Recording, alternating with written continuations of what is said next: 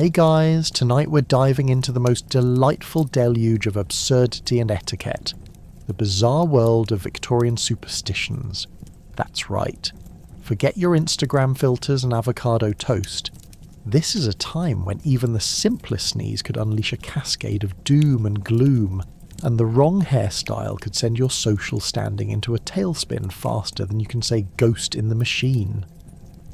So, before you settle in for this journey through the absurd, take a moment to like the video and subscribe, but only if you genuinely enjoy the delightful nonsense I have to offer.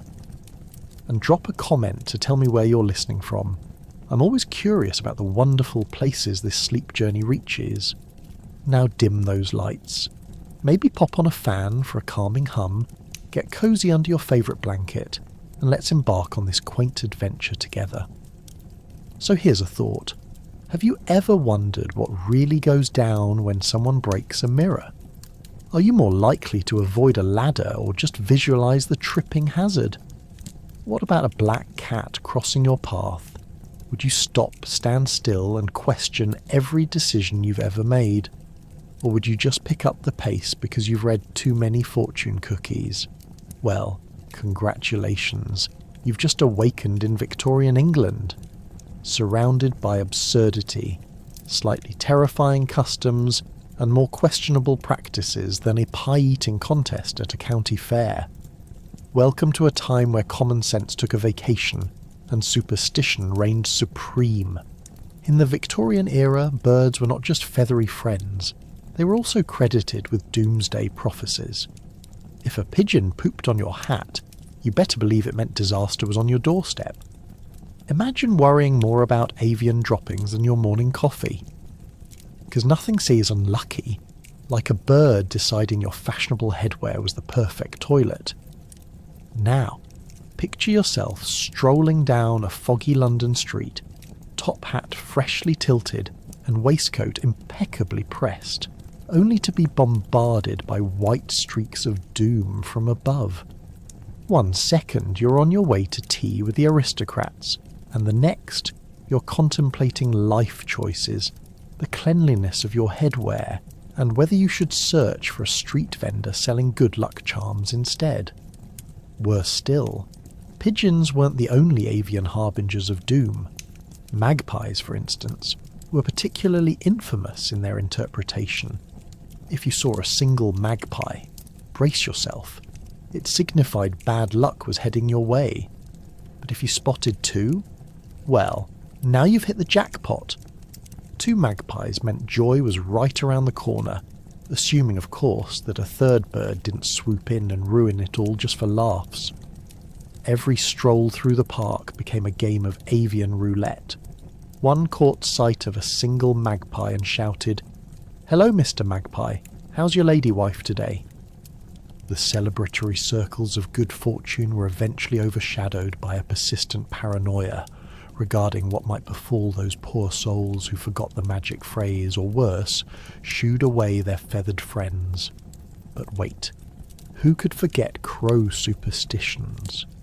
If you were unfortunate enough to cross paths with a travelling crow, it was said you would soon meet your end, unless, of course, you managed to thwart it with a flick of your wrist.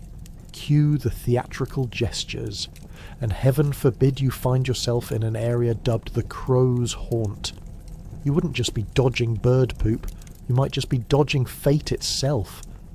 You might have thought parleying with birds would earn you their favour, but alas, the odds felt stacked against you. Consider how these charming creatures could turn a simple outing into a harrowing experience. A stroll through town turned into a pilgrimage of evasion, as you coached yourself to avoid any winged creatures at all costs. Suddenly you're stumbling over cobblestones, eyes darting skyward, praying for a reputable anti-bird shield. Maybe you should start carrying an umbrella, not just for rain, but for potential mid-air pooping projectiles as well. But the feathered fiasco didn't stop there. Imagine a Victorian soiree where a few too many guests were fixated on formulating strategic plans against flying mischief makers. All the while, elegant teacups clinked and delightful finger sandwiches were consumed, yet glances were sneaked to the windows, where chances were anyone within earshot was reciting a pro-bird mantra while swapping tragic avian stories. Was there any belief that a knock on wood was enough to counter centuries of accumulated superstitions?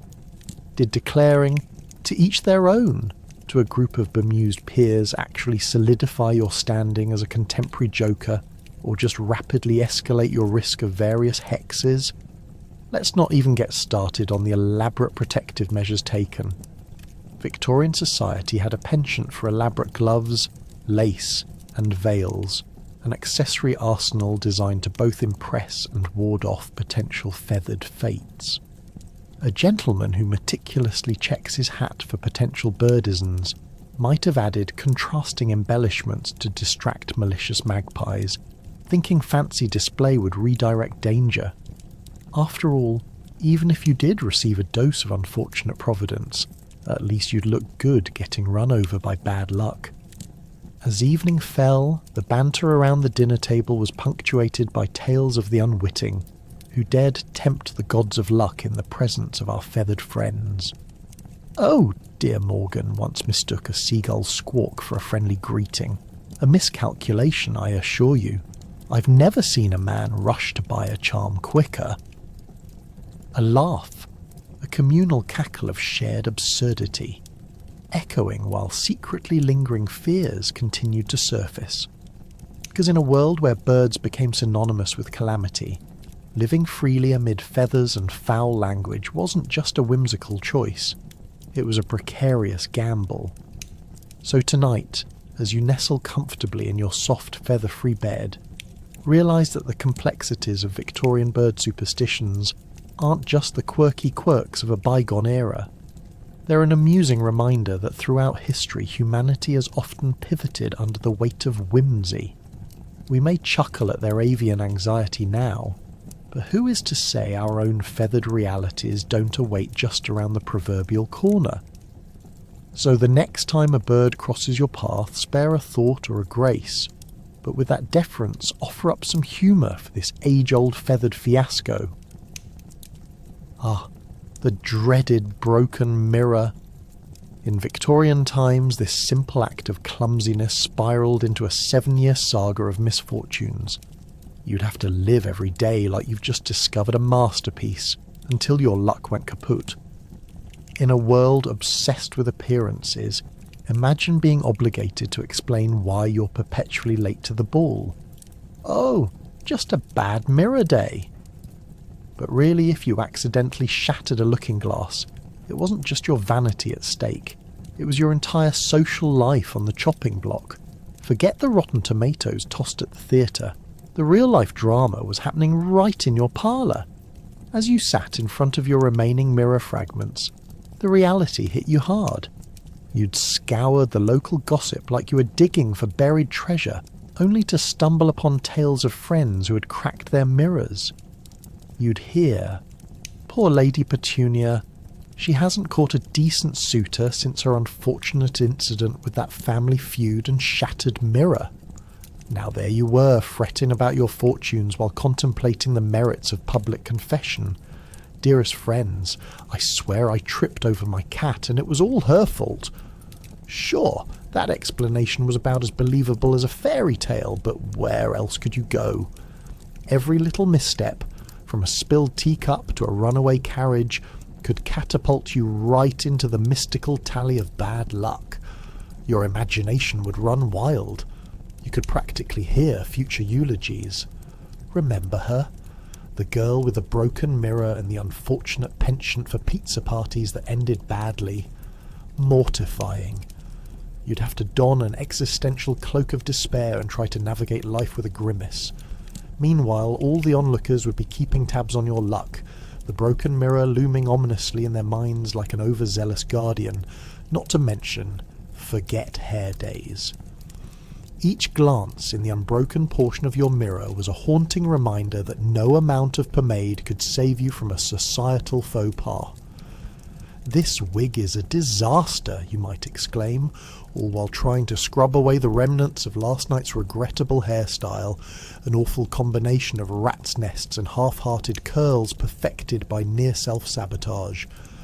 Good luck explaining that in polite company. Everyone knew the truth about broken mirrors. Let's talk solutions. What would you do to counteract this nonsense?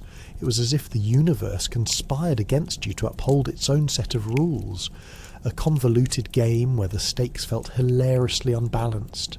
Not only did you have to find ways to avert calamity, but you also had to keep up that relentless Victorian reputation. So you sought advice from the esteemed fortune tellers and superstitious town clowns for some scrap of advice on how to evade impending doom. Throw salt over your left shoulder, that should do it. But remember, don't break the mirror again while pouring the salt. That would be just adding fuel to the fire of unfortunate events. You even contemplated getting a new mirror. Surely a radiant new reflection could break the curse. But hold on. Merely investing in a pristine, shining surface could simply drop you into a whole new rabbit hole of misfortune. After all, what if it didn't match your wallpaper? Or worse yet, what if your next misstep involved breaking this brand new lovely piece of glass? The mere thought sent shivers down your spine, more anxiety than joy over newfound elegance. At this point, your friends might start to take pity on you. They might echo concern as you scurried about looking for remedies that just didn't exist, treating you like a real-life cautionary tale. Perhaps it's not the mirror at all. Just think positive thoughts. They chirp at you with exaggerated cheer as you roll your eyes and mutter incoherently about how positivity probably won't save your hairline. So there you stood, permanently late, eternally unlucky, and within a perpetually tangled hairdo. All because of an innocent stumble with a reflective surface.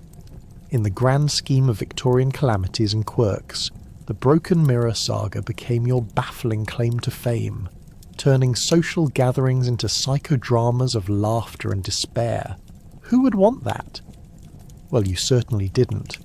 But here you were, living out the paradox of Victorian life, with your hair looking like it had just survived a barn dance gone rogue. In the end, every dark cloud does have a silver lining, and in the case of your mirror misadventure, it was your newfound status as the cautionary tale of the ball. Your friends would soon learn. After a year or two, the hypothetical curses would wither away, and it would turn into nothing more than another evening's entertainment, just like every glimmering chandelier hanging overhead while hosting laughter, warmth, and unfortunate but humorous stories, including yours. Ever felt that cold shiver down your spine at the sight of a ladder? In the Victorian age, people would literally cross the street to avoid the towering wooden death trap, lest they face unforeseen calamity, because apparently moving from ground level to only slightly higher ground was more dangerous than a rabid squirrel. Just imagine walking down the street deep in thought about the latest gossip, or whether last night's stew might be trying to kill you. Suddenly a ladder appears out of nowhere and you freeze like a deer caught in the headlights. Wait, is it on the ground? Or does it have sinister plans to tilt at an angle and ruin your day? As the cautious Victorian flaneur, the mere sight of a leaning ladder meant it was time to weigh the risks carefully. Would a quick dash into a nearby pub be enough to deflect the bad luck? Or did you have to shout "Lucky Charms" 3 times while doing a desperate jig? And what if another quaint citizen walked beneath the same ladder you just skirted to avoid? They could inadvertently pack enough misfortune to spread it around like free samples at a market. What's even worse is that a ladder presented a paradoxical conundrum. It was essential to everyday life, yet entirely cursed. Painters needed them, builders swore by them, and yet using one was akin to flaunting a dare. If only your lady friend knew how much you would deign to venture forth under a ladder just for her attention. Forget climbing to new heights. Following your heart might just mean slipping on doom. If you worked in a household where ladders were common, you'd have been the one keeping track of the mishaps. Oh, Mrs. Kensington broke her wrist last Tuesday tripping over a stray chicken while dodging the dreaded ladder at the same time. Naturally, everyone would nod sagely, their perpetual frown like a well-practiced art form. As you gathered for tea, you had to ensure that none of your companions had taken a tumble off the rungs of misadventure. And woe betide the poor chap who dared to prop that ladder against a tree. Trees were often associated with fairies, spirits, and mischievous, unexplainable happenings. So, there you sat, sipping your weak ale, listening to your mates bemoan the curse wrecking your colony mere streets away, all because a sneaky lad decided to give a tree a ladder a little lean. It was enough for you to consider hopping on your horse, one that you could safely dance around without feeling doomed with every new hoofprint. Now, let's pause for a second. How ridiculous is it that you could carry an umbrella or a walking stick without a moment's thought, yet a ladder could bring your happy dreams crashing to the earth? Only the Victorians could turn a mundane object into the villain of your nightly frights. So there you were, trying to navigate life while shaking your fist at ladders, all while avoiding having to explain to your mother why you weren't married yet. You know how mothers can get. They'd insist that it's your fear of ladders that's keeping those eligible bachelors at bay. Why can't you just climb up and meet someone decent, they'd lament. However, it didn't stop there. For the unfortunate few who did have ladders in their lives, the fate of using one meant employing careful rituals to stave off disaster. What was worse, a single individual working up courage to scale a rickety ladder might find themselves locked in an intense struggle with deep inner thoughts about what might occur if they accidentally dropped a beam or, heaven forbid, stepped on a nail. Ah, the horror! Of course, the trauma didn't just stay with the unlucky soul climbing the ladder. It bled into the community, forging a tight-knit group of ladder dodgers, champions of the low-risk life. As they raised a toast to dodging ladders, you couldn't help but think, it must take one wild imagination to get everyone this worked up over a wooden contraption. But really, in Victorian England, everyday objects were always prepared to jump from utility into the realm of superstition, ready to drive you into the depth of bewilderment. Eventually, you learn to live with the ever-stalwart avoidance of those tall wooden stretches. Soon enough, you'll recount tales of narrow escapes and those daring enough to tempt fate, all while nodding sagely, perpetuating the myth of the ladder dilemma, and questioning if perhaps there was a ladder-shaped monster lurking just around the corner, waiting to catch the next veil of misfortune it could find. Kissing may seem harmless, but the Victorians believed a kiss could jinx relationships or even summon the spectre of doom. Imagine embracing your loved one, only to feel a twinge of anxiety because you just recalled Aunt Helga's warning about the kissing curse. Would you still lean in or hold back like you might from a flaming hot soup? The entire notion of kissing was laden with suspicion, like a suspiciously wilted bouquet at a romantic picnic. It wasn't just about expressing affection. It was a potential portal to catastrophe. You could kiss your beau and inadvertently unleash a string of bad luck that would put your worst adversities to shame. Every tender touch could lead to ominous superstitions swirling around your love life like a campfire ghost story. Did you hear about Mary? Kissing Billy resulted in that terrible gout. Underneath the Victorian layers of propriety and romanticism lay an elaborate network of rules governing courtship. Kissing was about as common as the rumour mill in a sleepy town. It was crammed with cautionary tales. Couples had to navigate a minefield of emotions and expectations, each peck on the cheek or lip laced with the risk of rendering their relationship utterly cursed. You could almost hear the whispers, "Oh, be careful, that kiss might bring the wrath of the spirits upon you." And what's a Victorian romance without the absurdity of consequences? If you're at an outdoor ball and a light breeze unsettles your partner's wig, or they step into a puddle on the way to the garden, you might find your kiss blamed for it, much like taking ownership of a spilled drink at a modern party. Well, clearly their wig debacle was because you dared to lock lips with them. Your once charming romantic evening could rapidly descend into the realm of slapstick tragedy. In fact, it wasn't just about romantic partners. Kissing friends or family also held its own set of hazards. Consider the awkward situation where you decided to plant a smooch on your mother's cheek, only for your disapproving neighbour to watch through the lace curtains and admonish your entire household for bringing bad omens with that affectionate display. It was scandalous, like announcing you've been caught with your hand in the biscuit jar. Life was a minefield of emotional entanglements. The kissing curse flourished in the Victorian imagination. Was this kiss merely an innocent expression of love, or a convenient excuse for bad fortune? The stakes were high, probably higher than at a game of croquet where you could really hurt your reputation if you misjudged the swing. Now let's talk about the grand celebrations of courtship and the various flavours of kisses. There were soft kisses, medium hard kisses, and I'm trying to impress Aunt Gertrude kisses. But heaven forbid you accidentally misjudge the intimacy of your peck.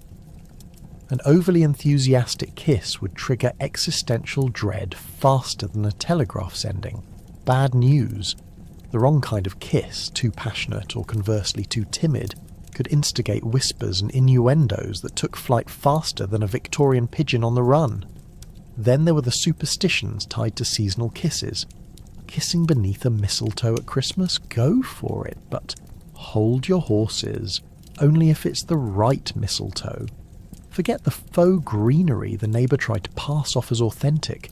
Its charm may just bring pestilence upon your entire family. And don't even think about kissing during a thunderstorm. You'd be inviting all kinds of chaos in the form of bad luck, and potentially impromptu bouts of monsoon-level pranking by the spirits who just love a good laugh at your expense. Finally, let's briefly address the embarrassing situation of kiss hunting, a popular Victorian parlour game where gentlemen and ladies attempted to steal kisses under the watchful gaze of an audience. This was akin to playing Russian roulette, only with your love life. If someone shouted, "Kiss for luck," you could either find a willing participant or suffer the bitter consequences of your hesitation. The tension, alive in the room, felt like you were playing with the fate of entire generations. So here's the kicker. Ultimately, the Victorians took their kissing rituals and superstitions just as seriously as they took their tea, boiling hot and potentially fraught with peril. A simple display of affection could lead to dire results, turning romantic gestures into potential episodes of horror. This was a world where intimacy danced closely with the absurd, and every kiss was a gamble in the grand lottery of love and fate.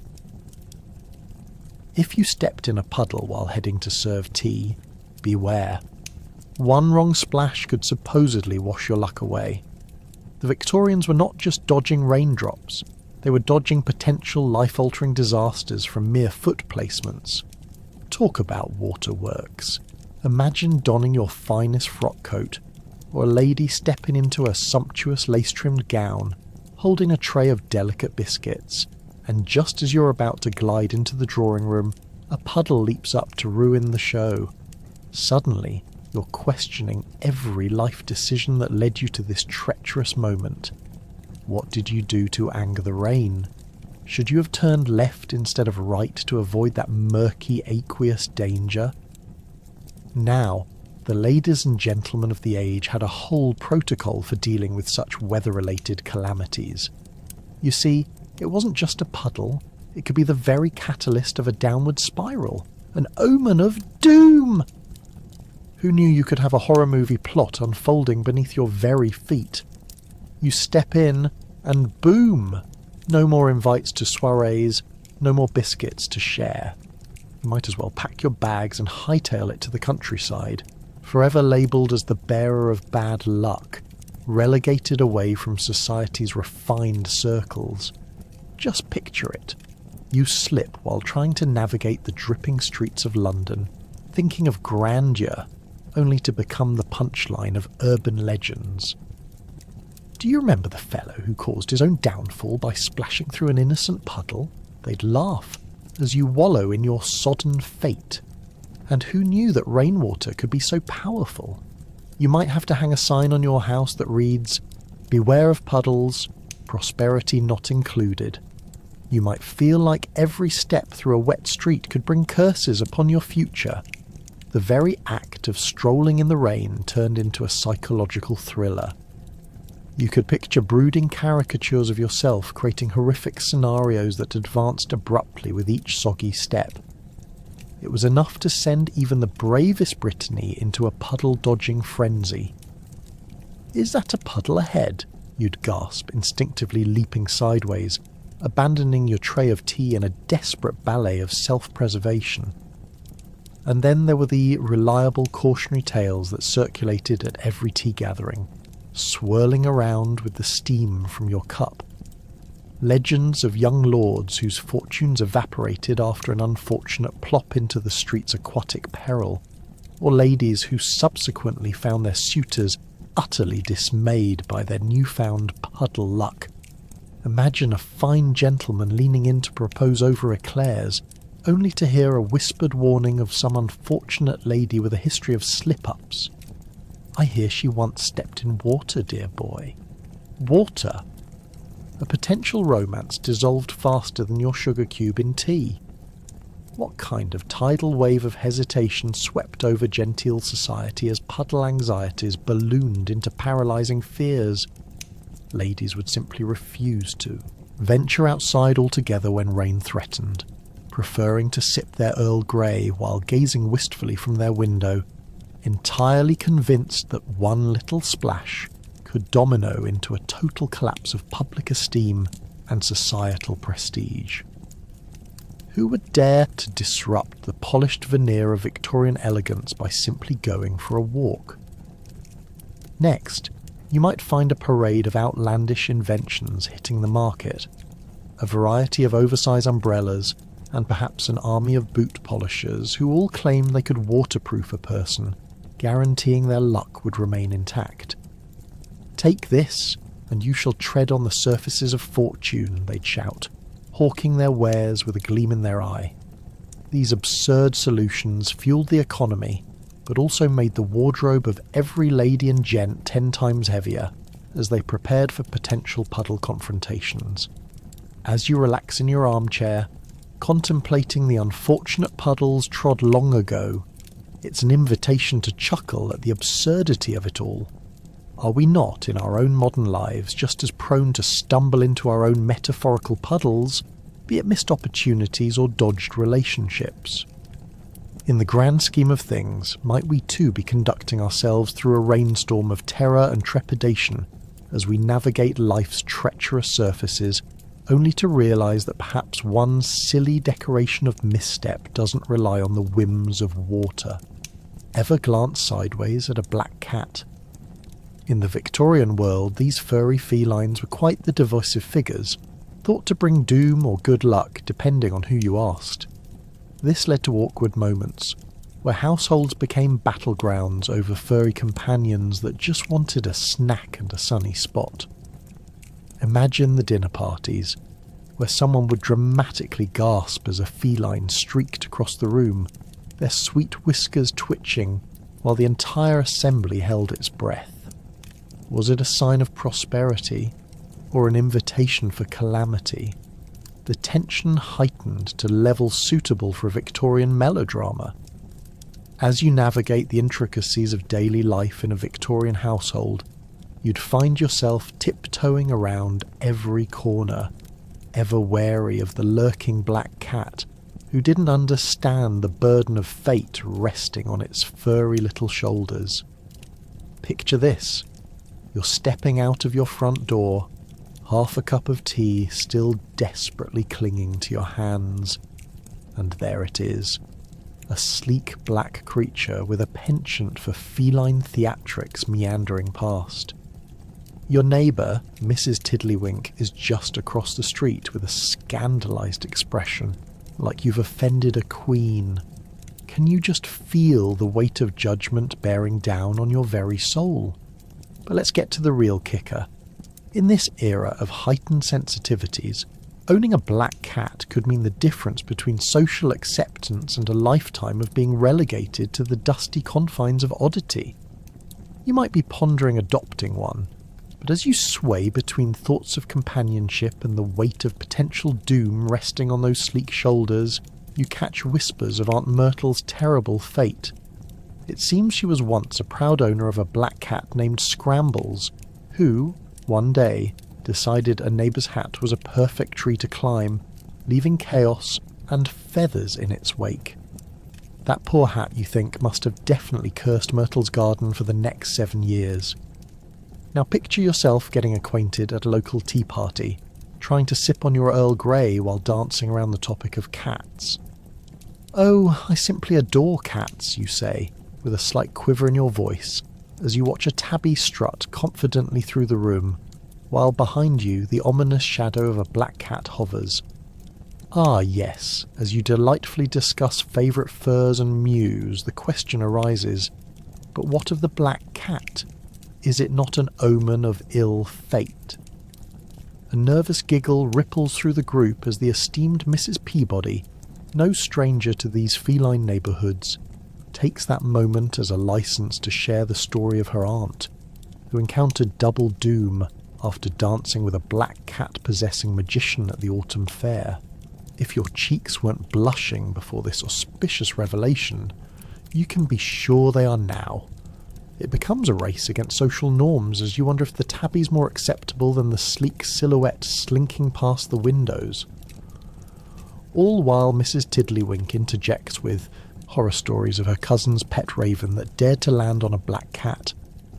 After that fateful meeting, both animals mysteriously went missing, and a thick fog enveloped their home for 3 weeks. The storytelling escalates, and as the tea leaves twist in the bottom of your cup, panic overtakes you. Was inviting a black cat into your home actually tempting fate? Despite the rumours and superstitions, many Victorian families secretly adored their black cats. They were said to bring prosperity, especially when they strutted through a threshold with a nonchalant flair. Superstitions, you'd hear them declare over cups of tea adorned with delicate china. Just harmless fancies of the past. All the while, somewhere in the dim light of the parlour, a graceful black cat lounges, its eyes reflecting the flickering flames of a nearby candle, while the daughter of the house nervously offers it a saucer of milk on the condition that it behaves. So, as you contemplate the mysteries of black cats in the Victorian age, you find yourself in a world of delightful absurdity. Why should one creature be both revered and feared at the same time? You can't help but chuckle at the fact that these quirky, sometimes aloof pets only desired a warm place to nap. Navigating the paradox of black felines becomes a game of whims. Will they bring blessings or bad luck? Your heart races as you realise that maybe, just maybe, you're more likely to stumble upon a doom-laden fortune at the bottom of that teacup if you buy into the superstitions lurking around. After all, in a world where every bump in the night could herald trouble, perhaps having a cosy black kitty was a small price to pay for a hopeful, whiskered companion. The concept of ghosts flourished in Victorian society, spawning a love affair with the paranormal. Imagine trying to downplay your fear of spirits in front of your in-laws, while dodging the centuries-old poltergeist question at every dinner party. Are you more likely to faint into a plate of mashed potatoes, or give the spectral friend the side-eye? In a world where ghost stories were as common as rainy days, families would gather around the fire, hoping for chills rather than warmth. And the tales, they weren't just mild whispers, they were elaborate sagas of ghostly encounters that could make even the most sceptical Victorian woman clutch her pearls in horror. The Victorian obsession with the supernatural didn't just stop at campfire stories, It extended to the very fabric of their homes. Each creak of the floor could be mistaken for a spectral footstep, sending a shiver down the spine of any household member daring enough to investigate. Now, if you were part of a household with an active poltergeist, your nightly routine became less about sleeping and more about negotiating terms with whatever spirit had taken up residence. Did you leave extra biscuits on the kitchen table in hopes of appeasing it? Or did you start circling the house with protection spells, as if you were treading superhero territory, cape fluttering in the wind? Consider this. In an era without the safety of modern plumbing, electricity and Netflix, what better evening entertainment was there than conducting a séance? Yes, when life threw you too many rainy days and too little indoor plumbing, you would gather your closest friends, sit around a table, hold hands, and make futile attempts at communicating with the dearly departed. But spirits, it seems, were as reliable as a Victorian horse-drawn carriage, prone to unexpected delays. Some nights, all you got for your effort was a spooky breeze, followed by an awkward silence punctuated by someone complaining that it was getting easily to be past tea time. And let's not forget the plethora of books and pamphlets dedicated to ghost hunting DIY. The Victorian market was flooded with guides that promised a foolproof way to not only summon spirits, but also to keep them entertained. Do you think it's easy to entertain a ghost? You'd need the proper accoutrements, an elaborately carved Ouija board, a subtle yet alluring aura of mystery, and perhaps a well-prepared roast dinner, because no ghost worth its salt is going to stay around for cold porridge and cranky relatives. Now, there was a curious distinction in the types of ghosts the Victorians believed in. You had the trapped souls, wandering aimlessly due to unfinished business, like someone who forgot to pay their taxes. Then there were the mischievous spirits, who seemed to find genuine pleasure in rearranging furniture and sending chill waves through unsuspecting spines. Imagine hosting a family dinner, cutting the roast, when suddenly the chandelier above you sways ominously. Do you let out a horror-stricken yelp, or do you keep your composure while plotting awkward excuses to cancel future gatherings? Besides mere dinner conversations, this fascination extended to the booming business of ghost tours. A booming trade, because let's face it, what was more exciting than scaring the living daylights out of people while guiding them past a 14th century cemetery? You'd be swept up in tales of noblemen tempting fate and ladies in white gliding gracefully between tombstones. No guide was complete without stories that left you shivering and questioning why you opted for a night stroll instead of a good novel by the hearth. But amid this macabre entertainment lay deeper societal issues. The Victorian obsession with ghosts often reflected their anxieties about death and the rapid changes happening in society. With expanding cities, industrial advancements, and a burgeoning sense of modernity, the concept of life after death became a comforting belief. Ghosts, you see, weren't merely entities. They were lost loved ones, sent to remind Victorian families of what was once cherished. So, the next time you catch a whiff of cold air or hear a creak in your flat late at night while home alone, just remember, somewhere in the walls, there might very well be a ghost feeling utterly misunderstood and in need of a good chat. You can thank the Victorians for turning our fear of the dark into delightful dinners filled with tales of terror. After all, every creak tells a story. It simply requires someone with the courage, or foolishness, to listen. A broken horseshoe might seem insulting to equine enthusiasts, but in the Victorian age it was a lucky charm needing immediate attention. How could you manage daily rituals when every clanging piece of metal turned into an uphill luck battle? Not to mention the unending debates about which side was the lucky one. Maybe you'd find yourself pondering over ancient wisdom while trying to remember which part of the horseshoe was meant to capture good luck, like a butterfly net at a picnic. Each side had its proponents, the open side for good fortune, while the closed-side proponents claimed it kept luck contained.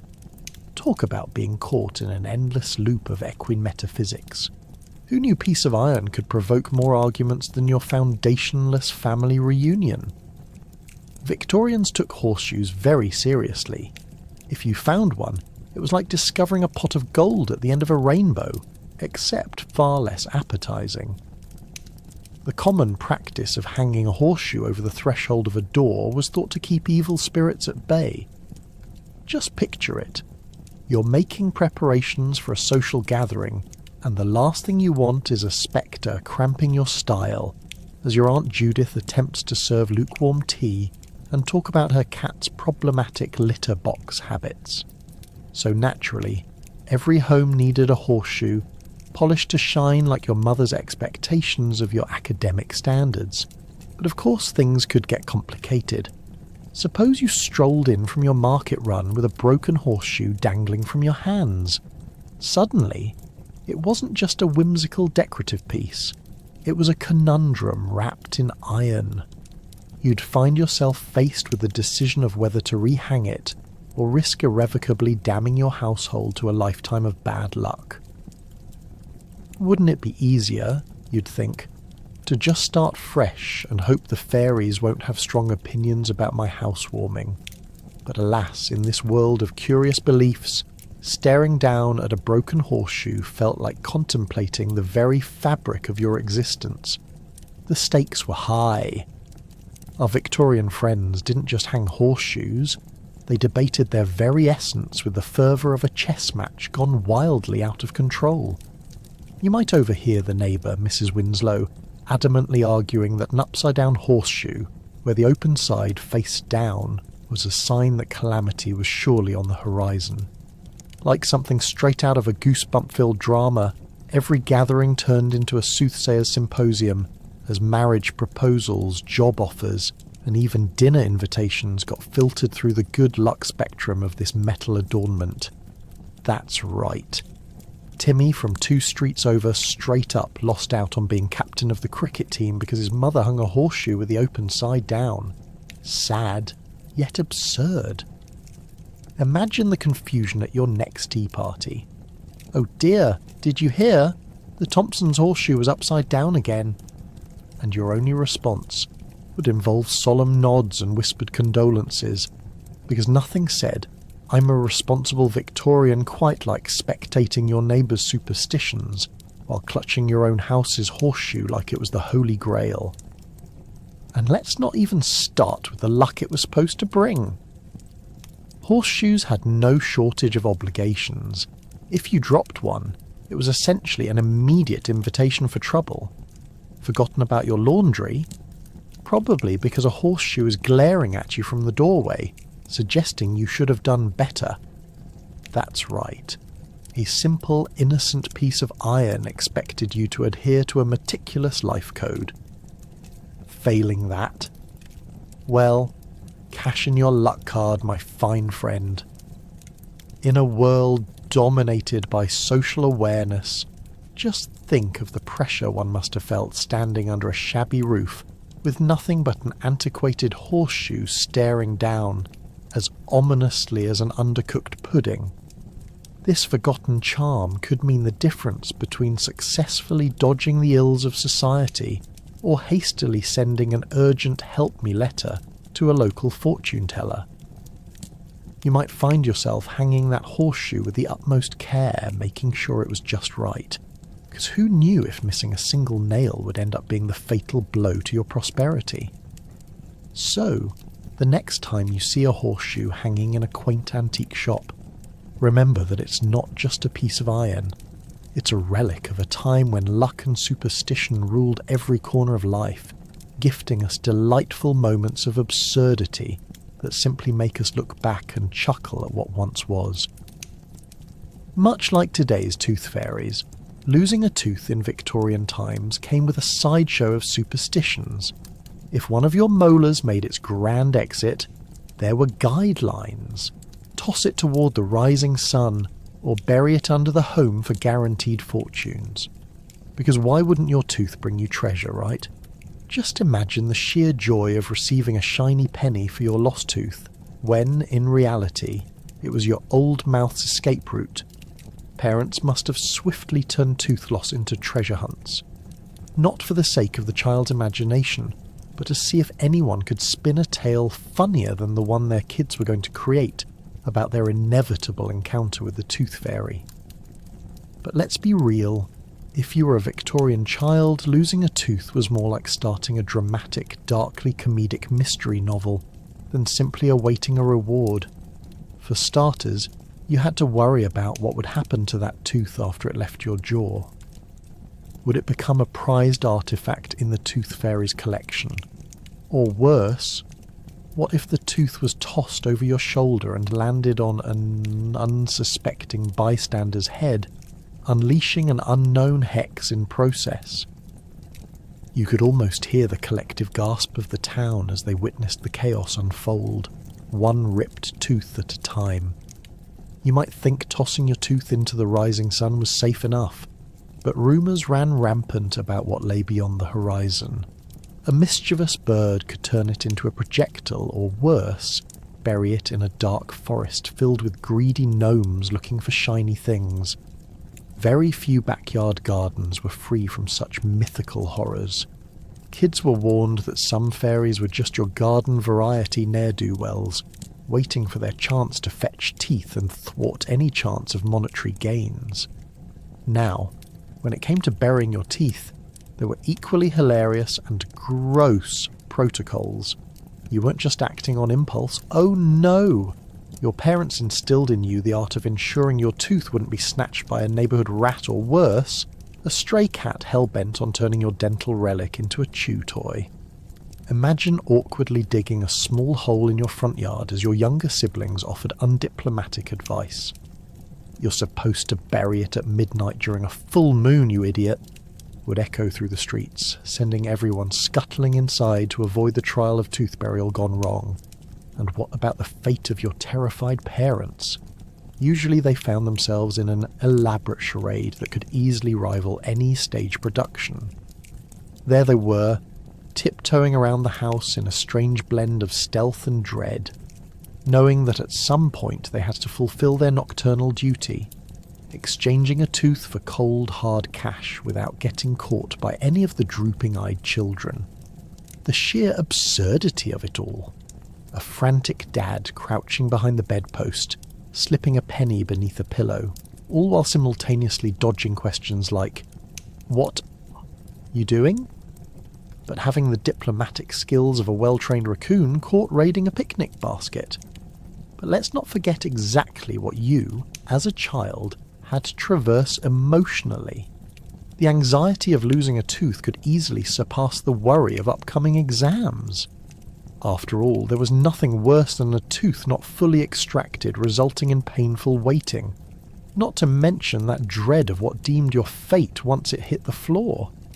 How many other children had escorted their teeth to the afterlife with flair, and sought to tell their own heroic tales, while you, overwhelmed with grief over your extraction, waited nervously for fate's judgment? As the make-or-break moment approached, visions of golden coins danced in your head, until that panic-inducing thought struck. Did you remember to say the incantation right before bed? Ideally, possessing a finely tuned relationship with the tooth fairy was key. Otherwise, you were stuck with your plain old misfortune. Did you forget the magic words while trying to negotiate with an unseen friend? Talk about dental drama. So the next time you plop into bed after losing a tooth, cradling the thought of treasures to come, just remember, it's not just about the tooth. It's an elaborate rite of passage, one that combines the thrill of superstition, the burden of expectations, and a delightful array of theatrical performances that would make even the most experienced Victorian actor let out a chuckle while preparing for the night's characters.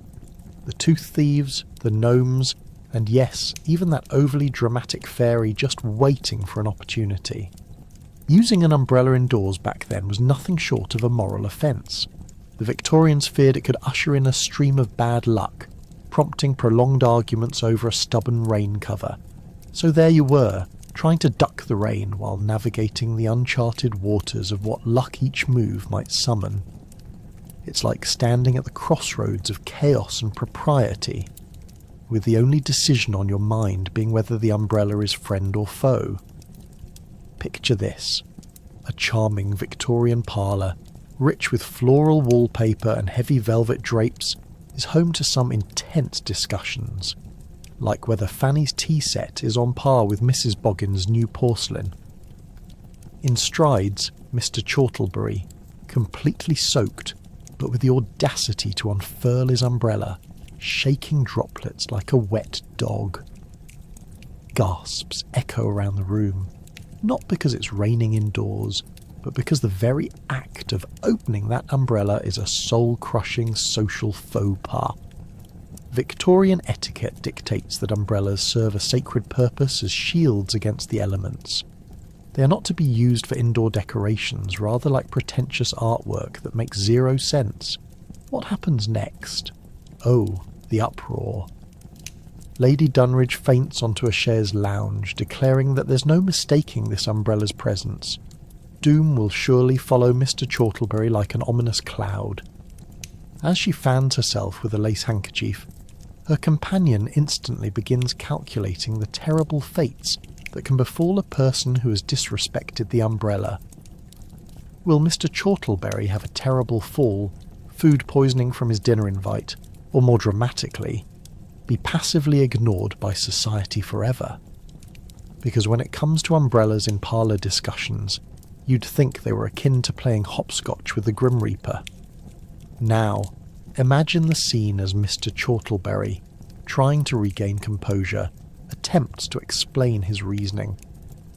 "But dear friends," he stammers, "the rain was relentless. Surely a small weathered umbrella can't unleash worse horrors than sitting in this dismal weather." To which Lady Dunridge replies, "Ah, but therein lies the problem, dear sir. You must make sacrifices for charm and not let sensibility invade a noble household." The gathering erupts into a symphony of agreement. All eyes shifted, mustn't focus on the soggy swath of chaos. No, far better to fixate on the consequences and address the Umbrella Gate scandal. Fast forward to when a chipper young lady named Alice walks in, unaware of the heated debate and armed with her own umbrella, bright and cheerful like a beacon of sunshine in this storm of despair. She swings it open with a flourish, oblivious to the gasps around her. The ladies begin to tremble at the thought of the calamities yet to come. Would this brazen act unleash a plague of bad manners upon their neighbourhood? Perhaps neighbours will start leaving their doors unlocked. Or, horror of horrors, forgotten teas will unfortunate enough to steep too, long subjecting guests to the greatest terror of overbrewed tea, bitterness. Finally a voice rises from the throngs of murmuring ladies. What about shaking it vigorously before entering the house? Is that a spell of goodwill? Oh, the confusion! Alice's joyful demeanour unwittingly turns her into the centre of a superstitious experiment. She begins to shake the umbrella, sending spittle-like droplets flying. "Good heavens, my dear," cries Lady Dunridge, "that could bring forth the wrath of the gods!" Then just when you think the hysteria peaks, Alice fixes her gaze on the group and declares, "You all are simply paranoid. This weather is but a puddle away from clarity. Let's toast to our umbrellas instead." The ensuing laugh, or was it a gasp, is loud enough to shatter all the superstitions huddled in the corners of that parlour. After all, if there's one thing that transcends the umbrella uproar, it's the explosion of humour and camaraderie that reminds them they live in a world bursting at the seams with absurdity. In the end, the umbrella received its sentence. It must remain closed indoors, safely thwarting calamity and chaos. But maybe it wasn't all bad. Through the comedic progression of shudders, drops and sceptical exchanges, the message prospered.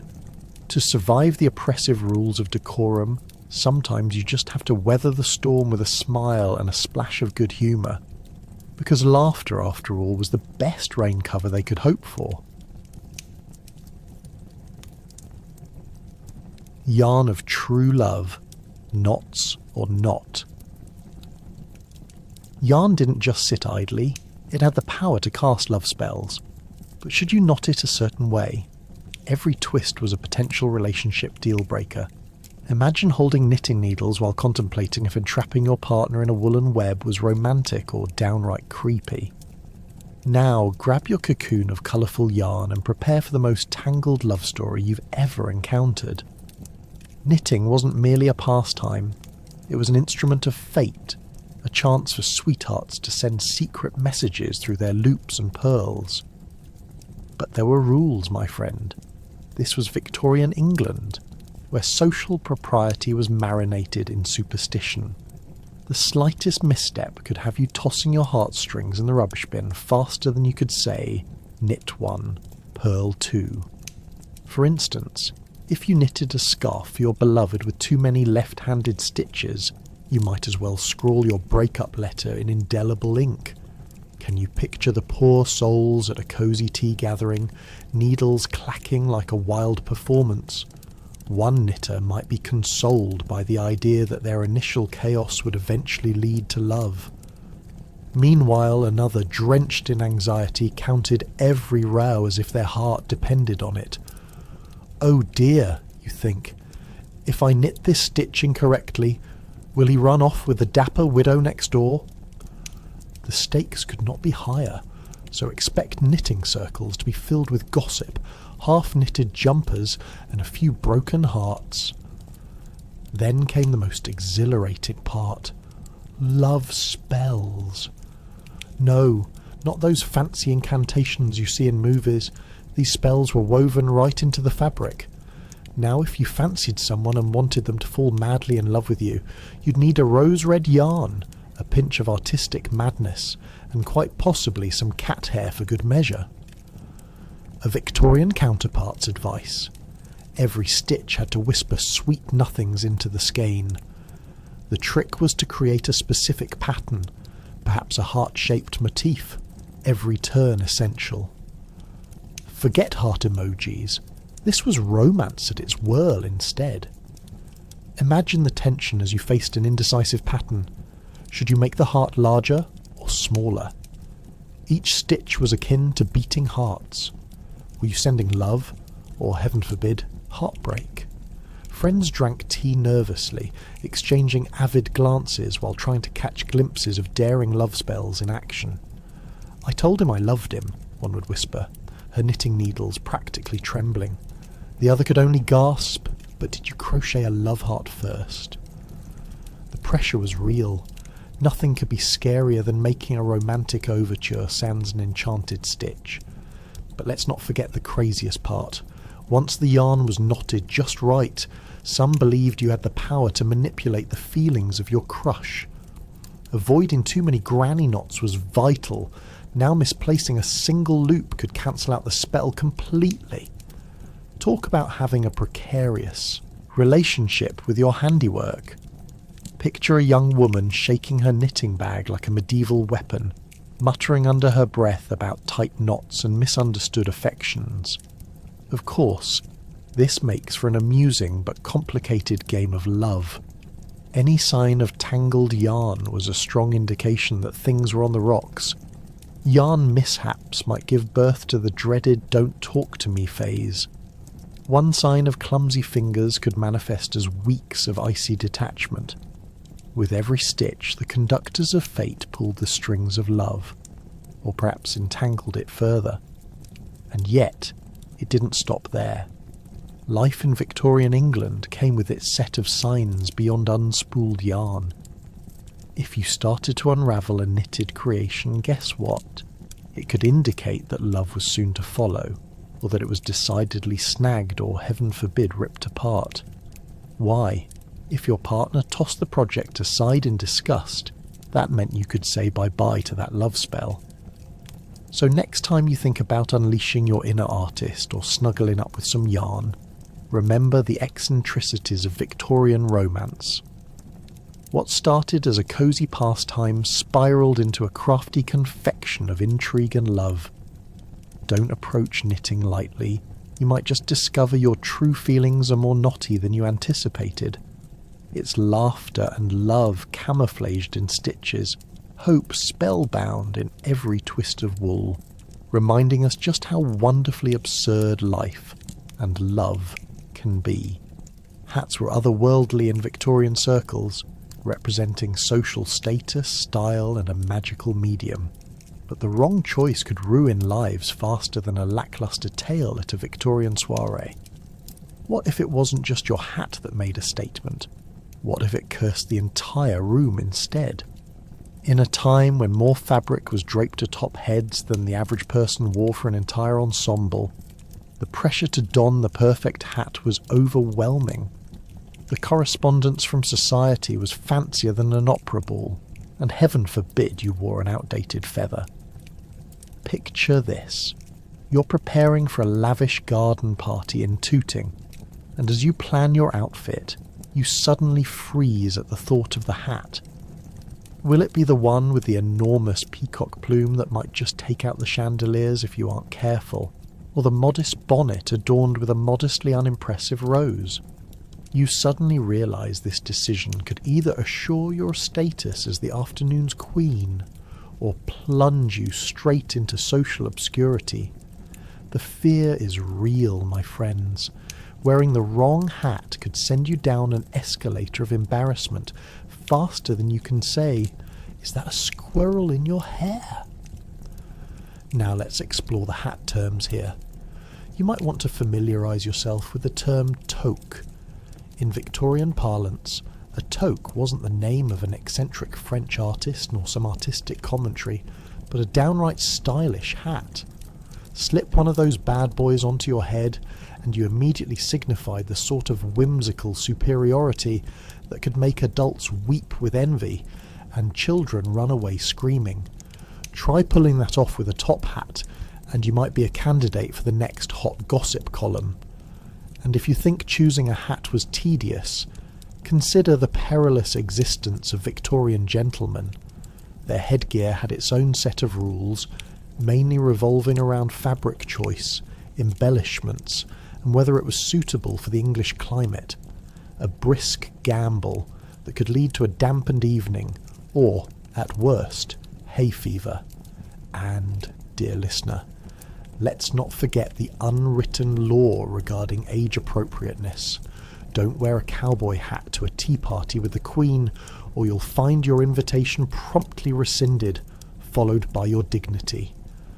Then there's the issue of the hat stall at the latest bazaar, filled with headgear that looks like a crow droppings competition.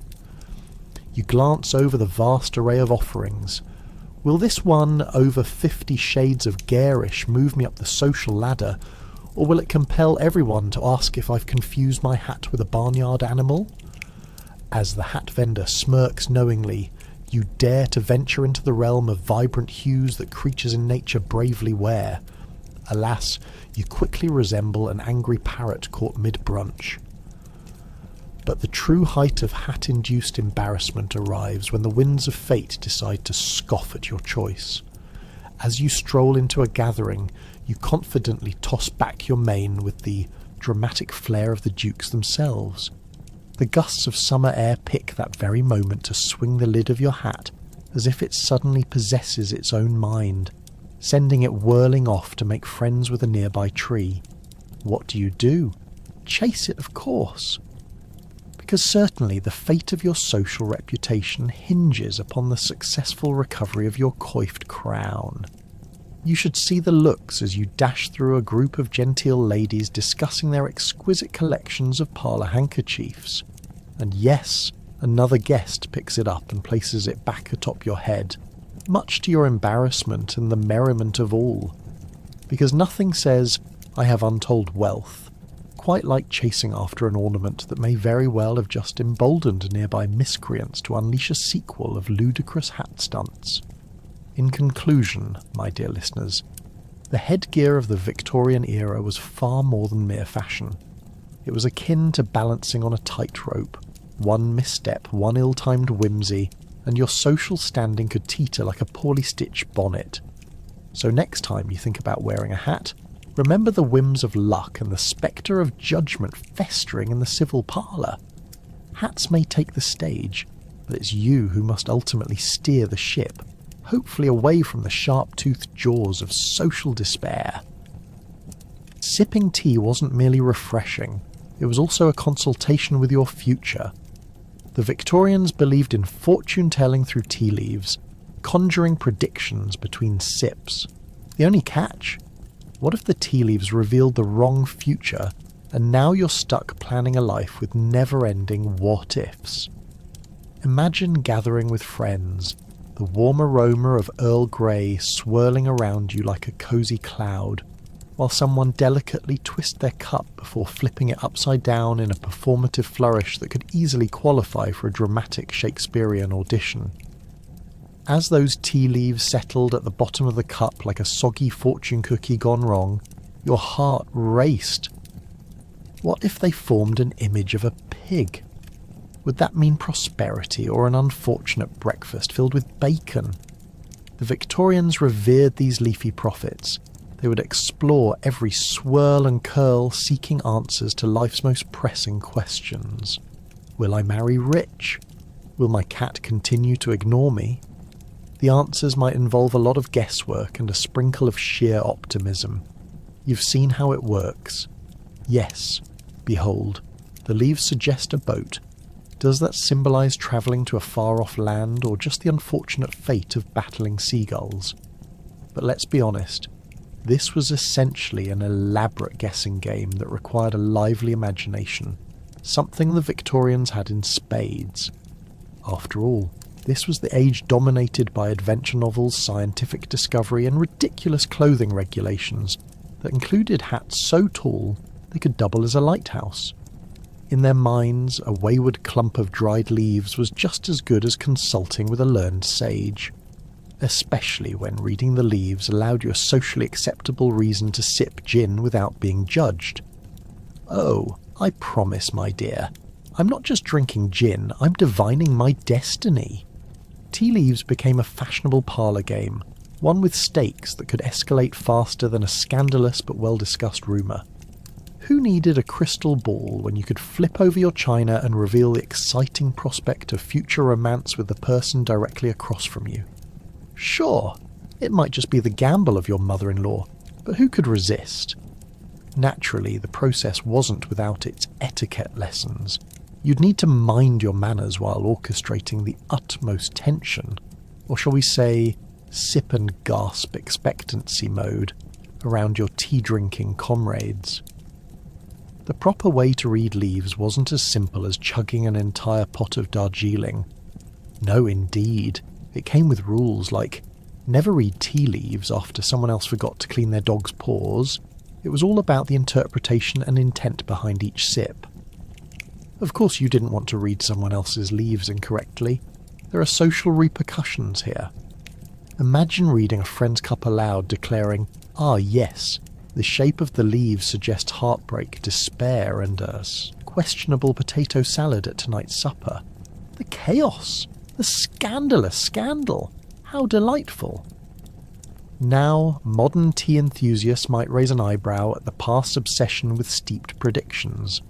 But let's not ignore how soothing rituals can feel in the whirlpool of anxiety that is social life. Today, we gather for brew-drenched ceremonies at quaint little cafes. Back in the day, your fortune might have hinged on the most mundane activity. But darling Victorian, it was your excuse to gather round and chat about everything, and everyone.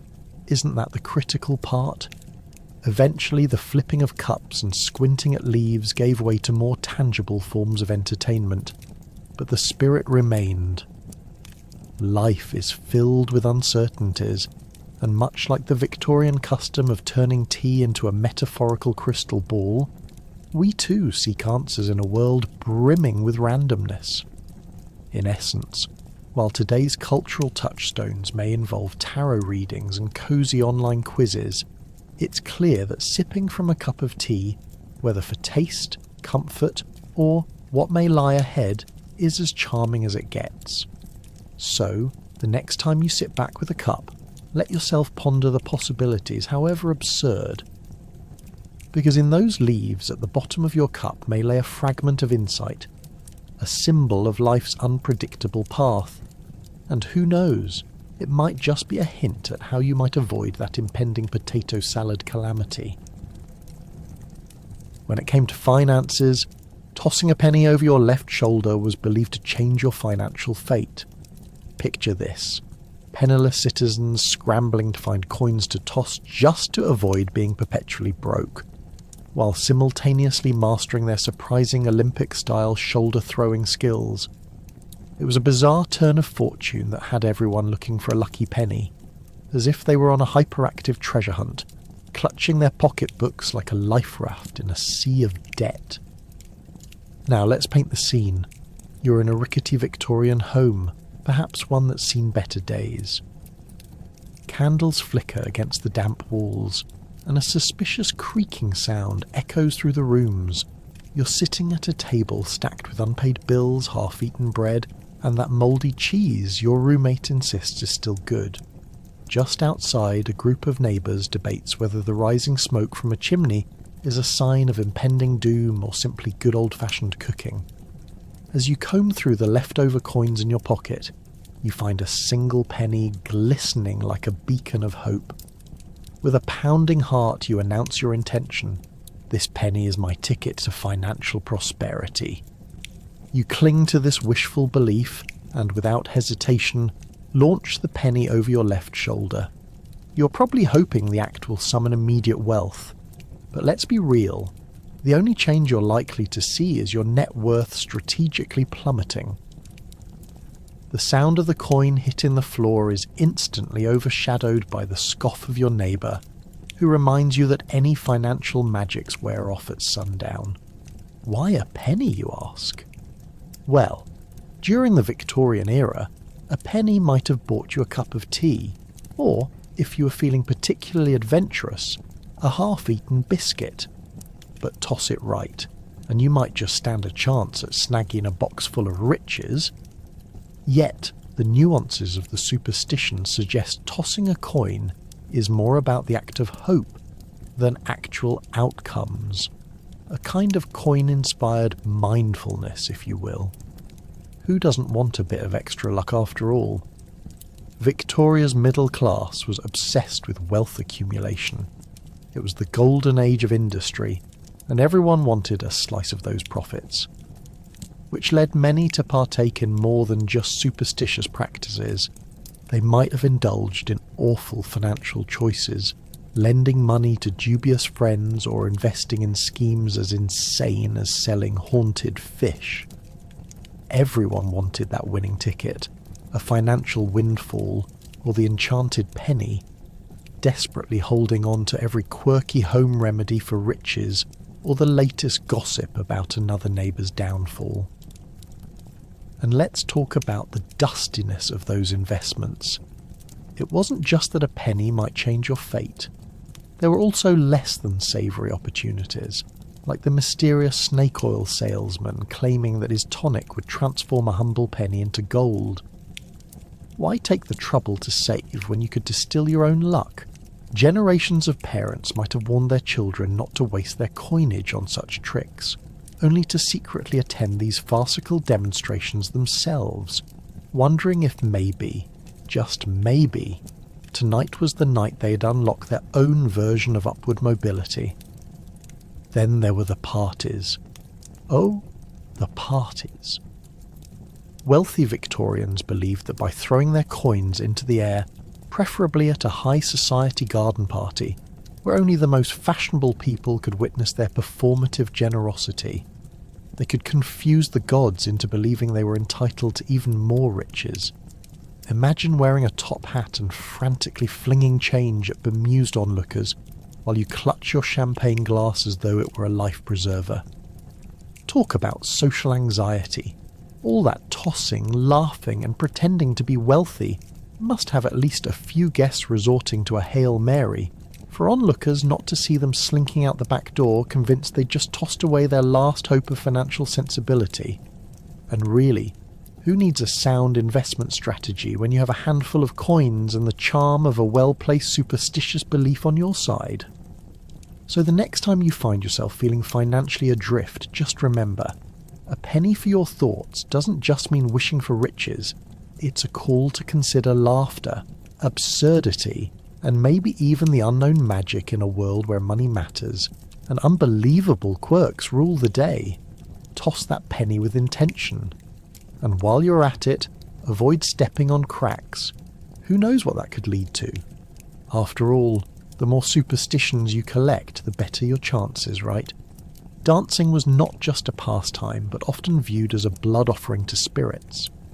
The Victorians had an entire set of rules regarding who could dance, when, where, and why. Imagine bringing a tittering bunch to the ballroom, only to find the ghost reviews are worse than their taste in music. The very act of moving rhythmically was considered sacred. After all, you might be provoking or honouring unnerving entities more than your audience. Crowded dance floors turned into battlegrounds where two-stepping could be misconstrued as war declarations against the afterlife. It's like stepping onto the floor wearing your best frock, only to realise you're doing the polka while announcing your next séance. Now picture this scene. You're in a lavishly decorated Victorian ballroom, chandeliers sparkled like manic fireflies, and ladies twirled in flamboyant skirts that could hide half a dozen cats. As your friend tries to execute what they call a turn, it becomes a tragic comedy when they accidentally swing into a passing chandelier, sending a flurry of startled spirits and polite gasps swirling. There's an unspoken rule. If you're going to dance badly, make sure it's not near any flickering lanterns. Apparently spirits can be quite sensitive about their ambient lighting. The Victorians were terribly serious about their pleasantries. If the host entered the ballroom with a face resembling more of a pouting cat than a dignified aristocrat, that could be taken as a warning, a signal for all good dancers to retreat into the safety of their chairs, lest they evoke a mysterious haunting. It's like a bad day getting worse. It isn't just your feet that are at risk of being stuck in a rhythm, it's your very soul. So, there you are, trying to impress a lady and genuinely worrying that the wrong twirl could awaken her irritable great-great-grandmother's spirit. And then there's the etiquette of who and what you're allowed to dance with. A simple waltz with a partner of ill repute could lead to a scandal larger than a runaway horse at a charity event. Imagine being caught doing the jig of doom with a distant cousin rumoured to carry the luck of a black cat. Oh dear, what a dance card filled with catastrophic choices. The spectre of social ruin would loom ominously. And let's not forget the shoes. The Victorians believed that the type of footwear you wore while dancing affected both your grace and spiritual alignment. High-heeled shoes were all the rage, of course, but the narrowness of the heels could lead to a clumsy misstep, one that could potentially offend a ghost right out of a gravesite. Every tinkle of a jingle bell on your hem was akin to ringing a warning bell for restless spirits. A toe-breaking whirl could send you tumbling straight into eternal purgatory, or at least the embarrassment of being called the toe tapper for all eternity. But once you braved the ballroom with your selected partners and rigid adherence to the rules, the thrill of dancing made you forget your fears, if only for a moment. Each spin, each twirl was a tribute to the spirits that may or may not be in attendance. Nervously clenching your partner's hand, you would whirl and sway, soaking up the excitement until you became convinced that maybe, just maybe, the ghosts were joining in on the fun, floating aimlessly above the couple attempting to salsa without a clue. Of course, should you dance too vigorously or laugh too uproariously, there might be some elderly seer peeking from behind a potted fern, ready to flag you down for improper decorum. God forbid.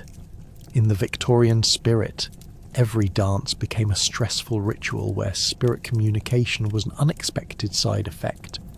You dodged potential toe crunching while flirting with an unseen world, And perhaps, just perhaps, a misstep could whisk you into an alternate dimension where all the dance floors are eternally made of marshmallows. Sweet.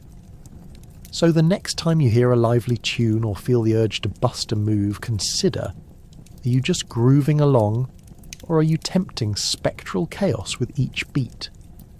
Dancing wasn't merely survival of the fittest, it was survival of the most respectful.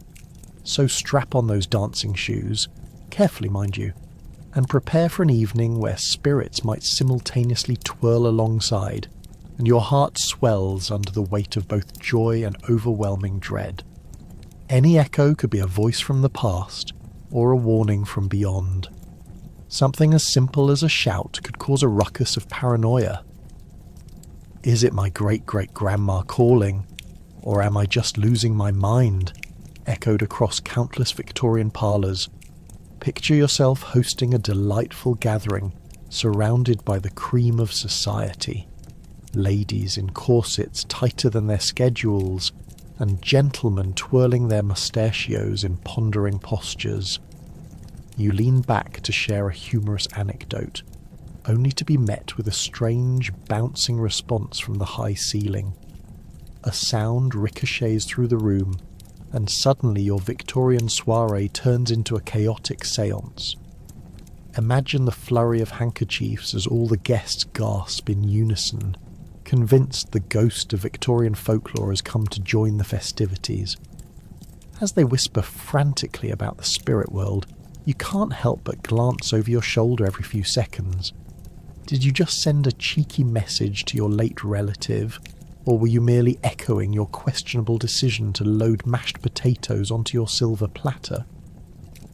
One scream of delight transforms into whispers of supernatural dread, leading to a cacophony of interpretations. You stand there questioning whether your last spicy tuna tartar was really worth it. Yes, here's the hilarity of the era. Sound wasn't simply sound, it was an omen, a conduit for fate itself. Perhaps you shouted, "Dinner is served," and the echo carried through the grand hall. Suddenly, that delightful echo became a sinister commentary on your culinary skills. What if the echo invited guests from beyond to critique your roast? The echoes of bygone voices mingled with your dinner guests, casting an uncanny shadow over a typical meal. Everyone at the dinner table could very well be treated to a first-hand account of what Aunt Edna thought about your soggy souffle. As whispers of suspicion swell, Victorian life turns into a courtroom drama at every dinner party. Try asking the part-timer serving fruit in the corner if they heard something, and you'll most likely end with a spirited debate.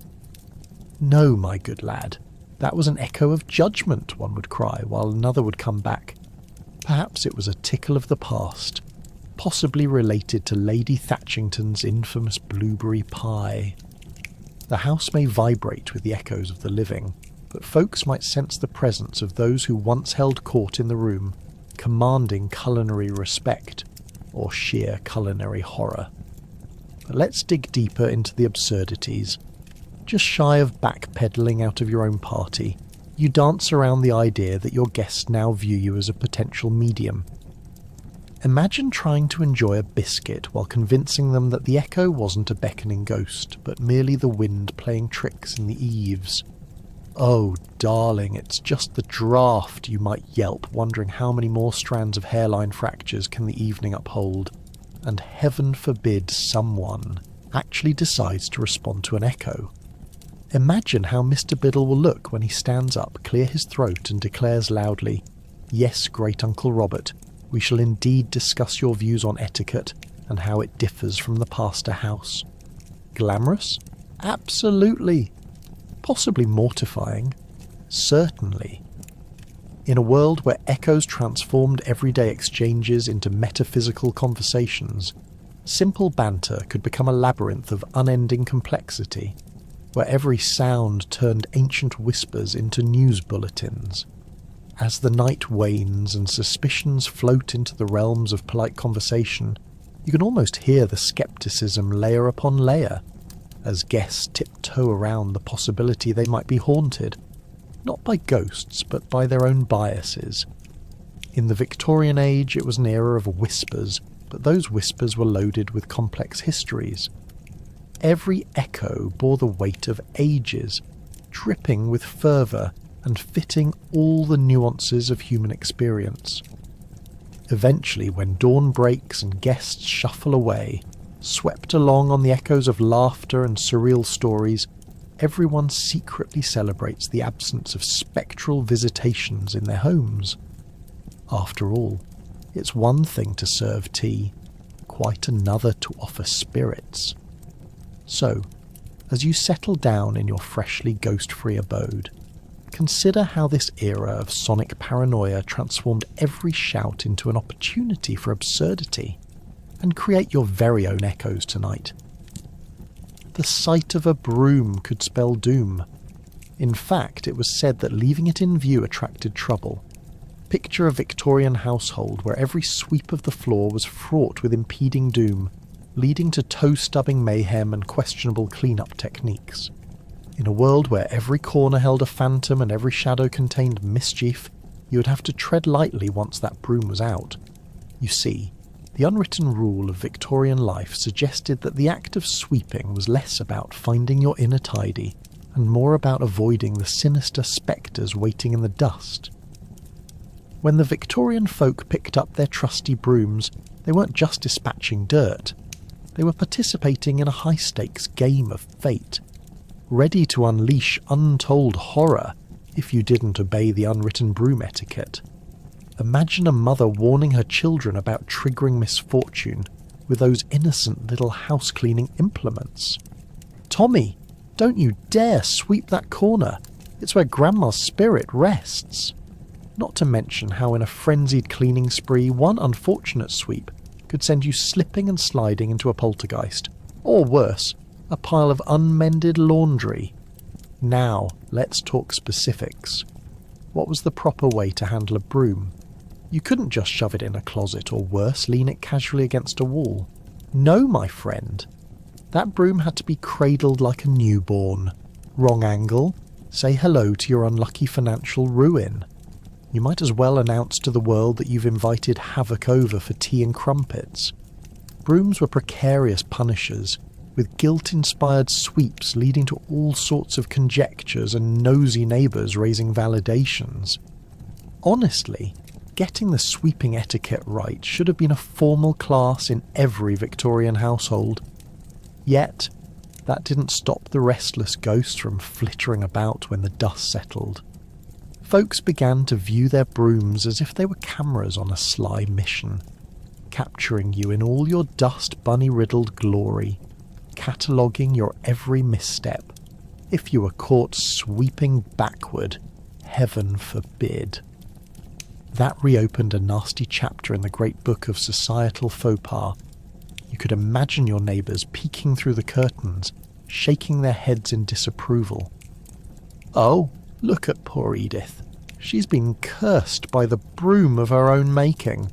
Next thing we know, her husband will lose his job and she'll have to hide all the mirrors." Of course, this very paranoia turned the act of spring cleaning into an elaborate choreographic dance with dusty doom. Try imagining how this obsession with broom-related superstition condensed family life into a smorgasbord of cautionary tales.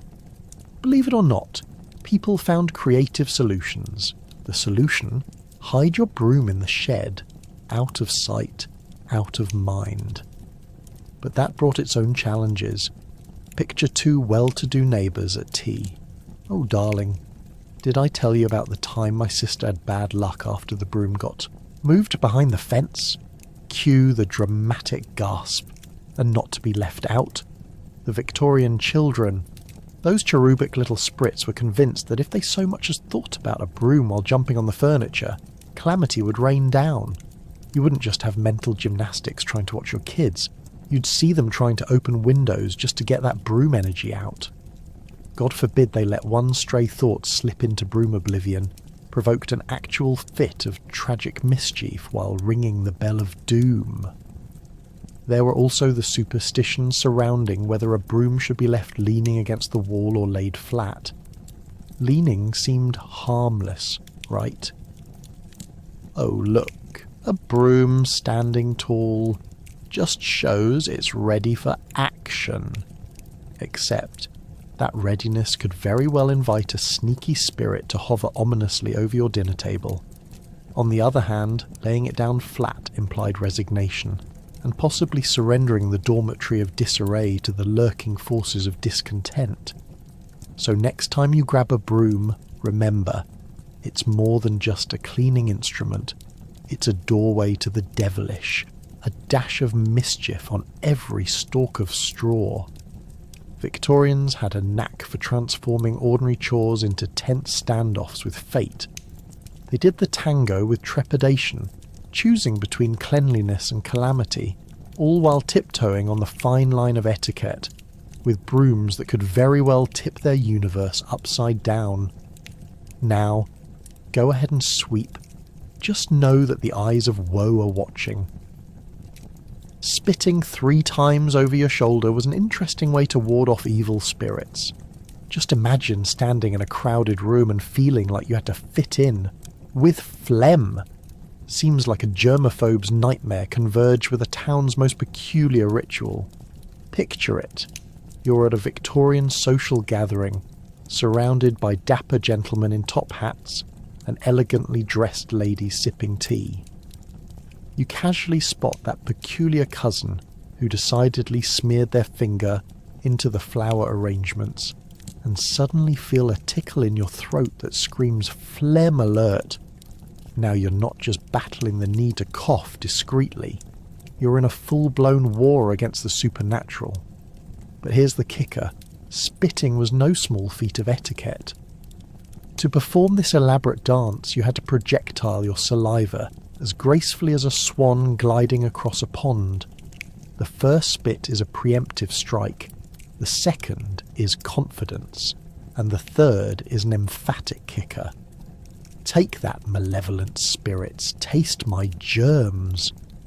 Imagine poor Aunt Agatha scanning the room for her next cosy chit-chat, when you suddenly spin around 3 times, gobbing like you're trying out for the local cricket team. Why yes, Auntie, just warding off some nasty spirits, you explain, while she retches into a delicate teacup, thoroughly horrified by your interpretive exorcism. Now, let's backtrack. How did this spitting malarkey even begin? Historians speculate that spitting was a carryover from ancient beliefs, where bodily fluids held power, like the time you dropped that half-eaten sandwich on the floor and told everyone it was a blessing of good fortune. Our Victorian heroes embraced this odd behaviour, thickening the air with myths that spitting would divert any lurking demons or ill-fated luck from haunting your past. And as if to bulk up the absurdity, this whole ritual couldn't just stop there. You didn't want to be the only one spitting in the room like you just missed out on your morning cough syrup. Enter the show-stopping phrases people would bellow out in the name of warding off evil, "Bless you, my ducklings," or "God save me from bad omens," as you flounder around gasping for air. All the while, other guests stare at you like you've just unveiled a magic trick gone horribly wrong. While we're at it, consider the practical implications. Victorian parlours were tasteful, filled with intricately embroidered couches and porcelain knickknacks, all breeding grounds for intrigue. But throw a bit of spittle into the mix and you've got yourself a recipe for a messy afternoon tea.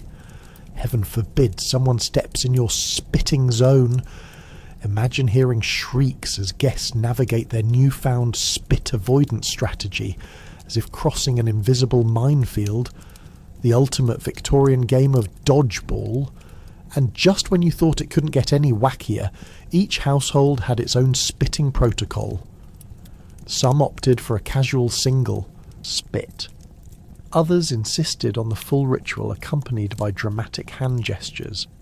You were essentially casting a good luck spell while simultaneously guaranteeing your guests never invited you back. Friends may quip, "Oh dear, there goes Cousin Leonard spitting again. Better offer him a napkin and a ghost guide." Consequently, if someone had a particularly bad day, don't even pretend to be surprised when you'd find them spitting in every corner of the room, clutching a tepid cup of Java, and trying to convince their partner of the spirits conspiring against them. You see, darling, it's not just bad luck.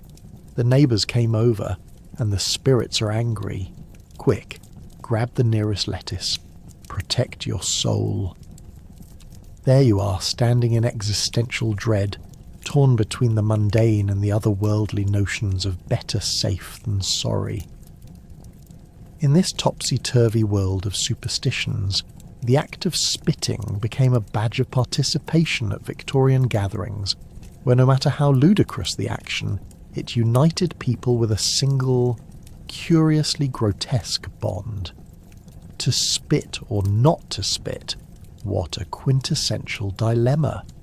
So the next time you notice someone behind you chuckling nervously about a black cat's arrival, or contemplating tossing pennies over their shoulder, remember this. Spitting was just the tip of a very slippery, very odd iceberg. And in Victorian England, if you didn't spit, honestly, who even were you? Accidental sewing needles, sticking pin cushions brought about a gumption for the supernatural.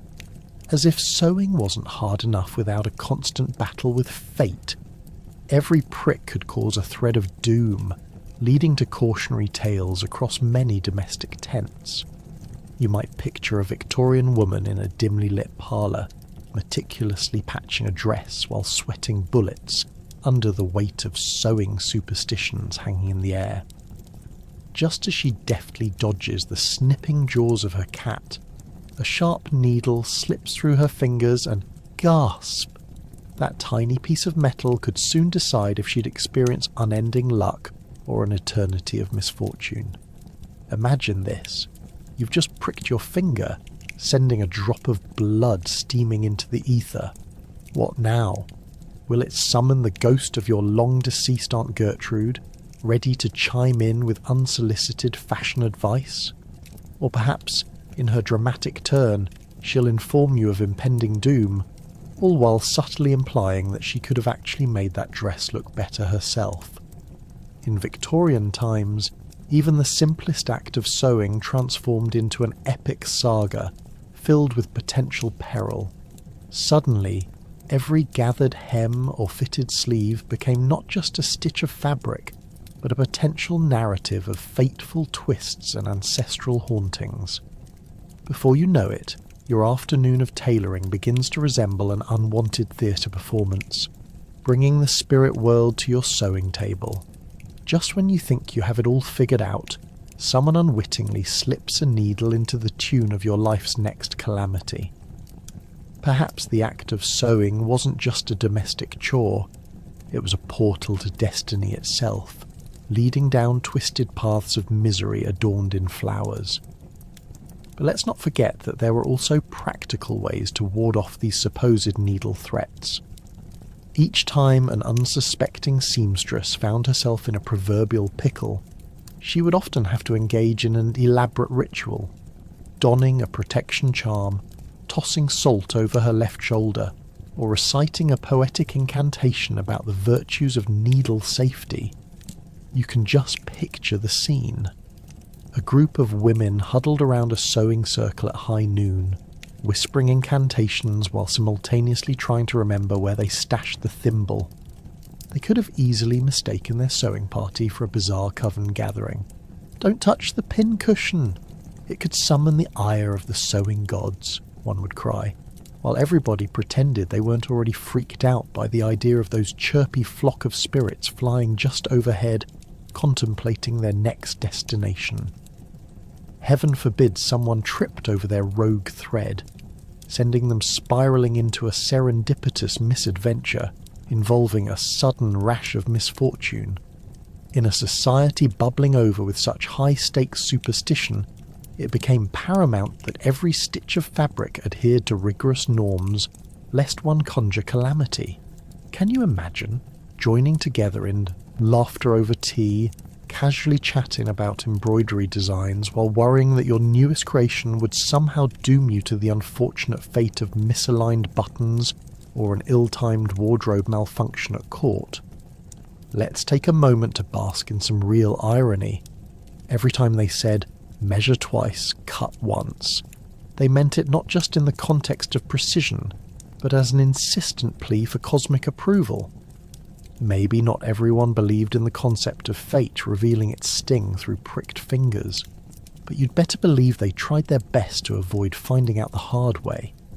A miscalculation might trigger the wrath of a sewing needle, resulting in a series of unfortunate events, from missed tea parties to sudden bouts of dramatic illness. Ultimately, sitting at the sewing machine in Victorian England meant more than simply mending clothing. It was an intricate dance with delightful absurdity and a quick lesson in needlepoint horror stories woven into everyday life. With each stitch, the domestic boundaries blurred, revealing that even the simplest needle could poke at something deeply rooted in the fabric of existence. Superstition, social standing, and the legacy of countless generations. Next time you reach for those pins, remember, just a prick could turn a thread of fabric into an entanglement of fate that spirals into a realm of laughter, tears, and cloak and dagger domestic drama. In the end, sewing was a practical necessity, yet it served as a humorous reminder of how an innocent craft branched into a chaotic world of whimsical possibilities and whimsical rituals, because who wouldn't want their daily chores to come with a side of historical avant-garde theatre? Contrary to the beauty of nature, a weeping willow was believed to foretell the mourning of spirits. Imagine strolling in the park only to discover your joy-drenched day was entwined with the afterlife sulks. You might just end up sitting beneath its shade, reflecting miserably on the wisdom of the spirits. With those long, drooping branches almost brushing against the ground, the weeping willow is the gothic cousin of every other tree in the park. You could practically hear it lamenting old love stories and bad decisions louder than your Aunt Gertrude at family gatherings. But this melancholy charm was more than just a poetic touch. It was a warning. Back in the Victorian era, a weeping willow was like that friend who always shows up at the party with a dramatic story about how their cat has been feeling blue. When you saw one, you didn't just admire its grace. You instinctively scanned your surroundings for any lurking spirits ready to drag you into their brooding realm. Is the universe trying to tell me something? You might muse, contemplating a career change, a potential move, or, heavens forbid, a new hairstyle. Victorians were notorious for their obsession with death, and the weeping willow quickly became the poster child for mourning trees. Every time you'd take a stroll and see one, your thoughts would dart to the tragic tales bound up with that particular piece of flora. Did Mrs. Wilkins from down the road truly have a ghost under her mantle? Or was she simply employing a heavy-handed metaphor for her missing cat? As you sit on the grass beneath the tree, you couldn't escape the feeling that, just perhaps, someone was watching you. Picture the scene. You, sipping tea, feeling a bit too relaxed as the wind tousles your hair, while spectral presence sneers like a moody teenager, pulling the shades down on your bright day. Honestly, who needs horror movies when you have the nature around you playing the long game of existential dread? And don't even think about trying to shake off a bad omen. If you ever got the sense one of those furry spirits was watching you, it could mean your week was about to be plagued by all sorts of catastrophes. Stub your toe? Blame the willow? Lose your favourite handkerchief? That must be the grief of the branches spilling into your personal belongings. Every ill-fated moment started to feel like a collective sigh from the universe, muttering, "You had to sit under a willow, didn't you?" Now imagine this. In the Victorian age, people might have created elaborate rituals around avoiding these willow-induced woes. They could have been fashioning their own little talismans. Tiny scrubby dolls shaped like the tree, garnished with hastily stitched leaves. Heading out for a picnic, you better grab your anti-weeping willow charms. After all, nothing says fun in the sun like a pocket full of counter-magic. As the sun set, you'd hang them in your window, hoping to ward off the eternal sadness emanating from nearby branches. And oh, the conversations. Did you hear about Penelope? She sat underneath a weeping willow, and now she insists the tree speaks to her. Distrust in flora was practically an art. Those who saw weeping willows sprouting in their neighbours' gardens would go home to check their own, inspecting every bush like an overzealous botanist. When it came to brush with nature, everything felt like a meticulously orchestrated play about pain, each malaise handled like a waltz of uncertainty. Perhaps there's a lesson in all this. After all, weeping willows stand tall because they've endured so much. They remind you that while life can drape heavy curtains of woe, beauty can still flourish. Or maybe they just wanted to create that haunting aesthetic for you and your next Instagram post. Either way, you'd never look at a weeping willow the same way again.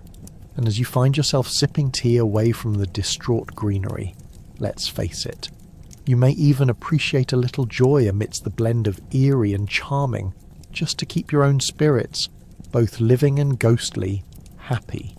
In an era of delicate lace and crinolines, one truly had to wonder, was the real question, who is haunting whom? The act of knocking isn't just polite. It could also summon spirits, specifically the curious, more chaotic ones. Ever wonder what would happen if you knocked twice, only for the door to answer back? In a Victorian world where fear mingled with hospitality, that could go hilariously wrong. Picture this. You approach your neighbour's grand abode, the one with gargoyles that seem to judge your life choices, and you hesitate at the door, your knuckles poised for action. If you knock too hard, you might just offend some vengeful spirit who has taken up residence behind the oak. On the flip side, a gentle tap could invite some ethereal presence to whisk you away to a gloomy tea party, where the biscuits are never quite fresh, and the conversations are delightfully morbid. What kind of superstitions were attached to knocking on doors in this quirky era? Well, for starters, the sheer act of knocking was layered with etiquette to the point that you might need a protocol guide just to get it right. A single knock signified you were merely a passerby, maybe someone interested in picking flowers or borrowing a cup of sugar. But ominously, two knocks were known as the double tap of doom, historically linked to bad news or the arrival of a ghostly guest. Can you imagine having to let the postman know he has to knock exactly once or else risk delivering some dark tidings about Uncle Ned and his unfortunate penchant for recent hauntings? Now imagine the panic that ensues as you stand there, hand hovering above the door, rethinking every decision you made in your life that led to this moment. Should you confront your fears and knock twice? Or is it safer to return home, curl up with your cat and binge-watch reality shows instead of facing whatever horrors await you? And if you do knock twice, what would you even say? Hello, it's just me. I was wondering if you're free for a chat, but if Grandma's ghost is available, I'll just come back later. With this fine line between fear and festivity, even the neighbourhood children picked up on the pressure. Imagine little Timmy, armed with a secretive, mischievous laugh that suggests he knows more about the occult than any child should. Go ahead and knock, Timmy. If the door doesn't open, it's just a sign your playing cards need a good cleansing, the young ones might jest, giggling as they make their way to the door. Of course, the conversation would inevitably drift into the realm of ghost stories, each tall tale becoming more intricate than the last, involving an unfortunate victim who not only knocked, but knocked incorrectly, and would forever wander the streets looking for a place with better service and more biscuits.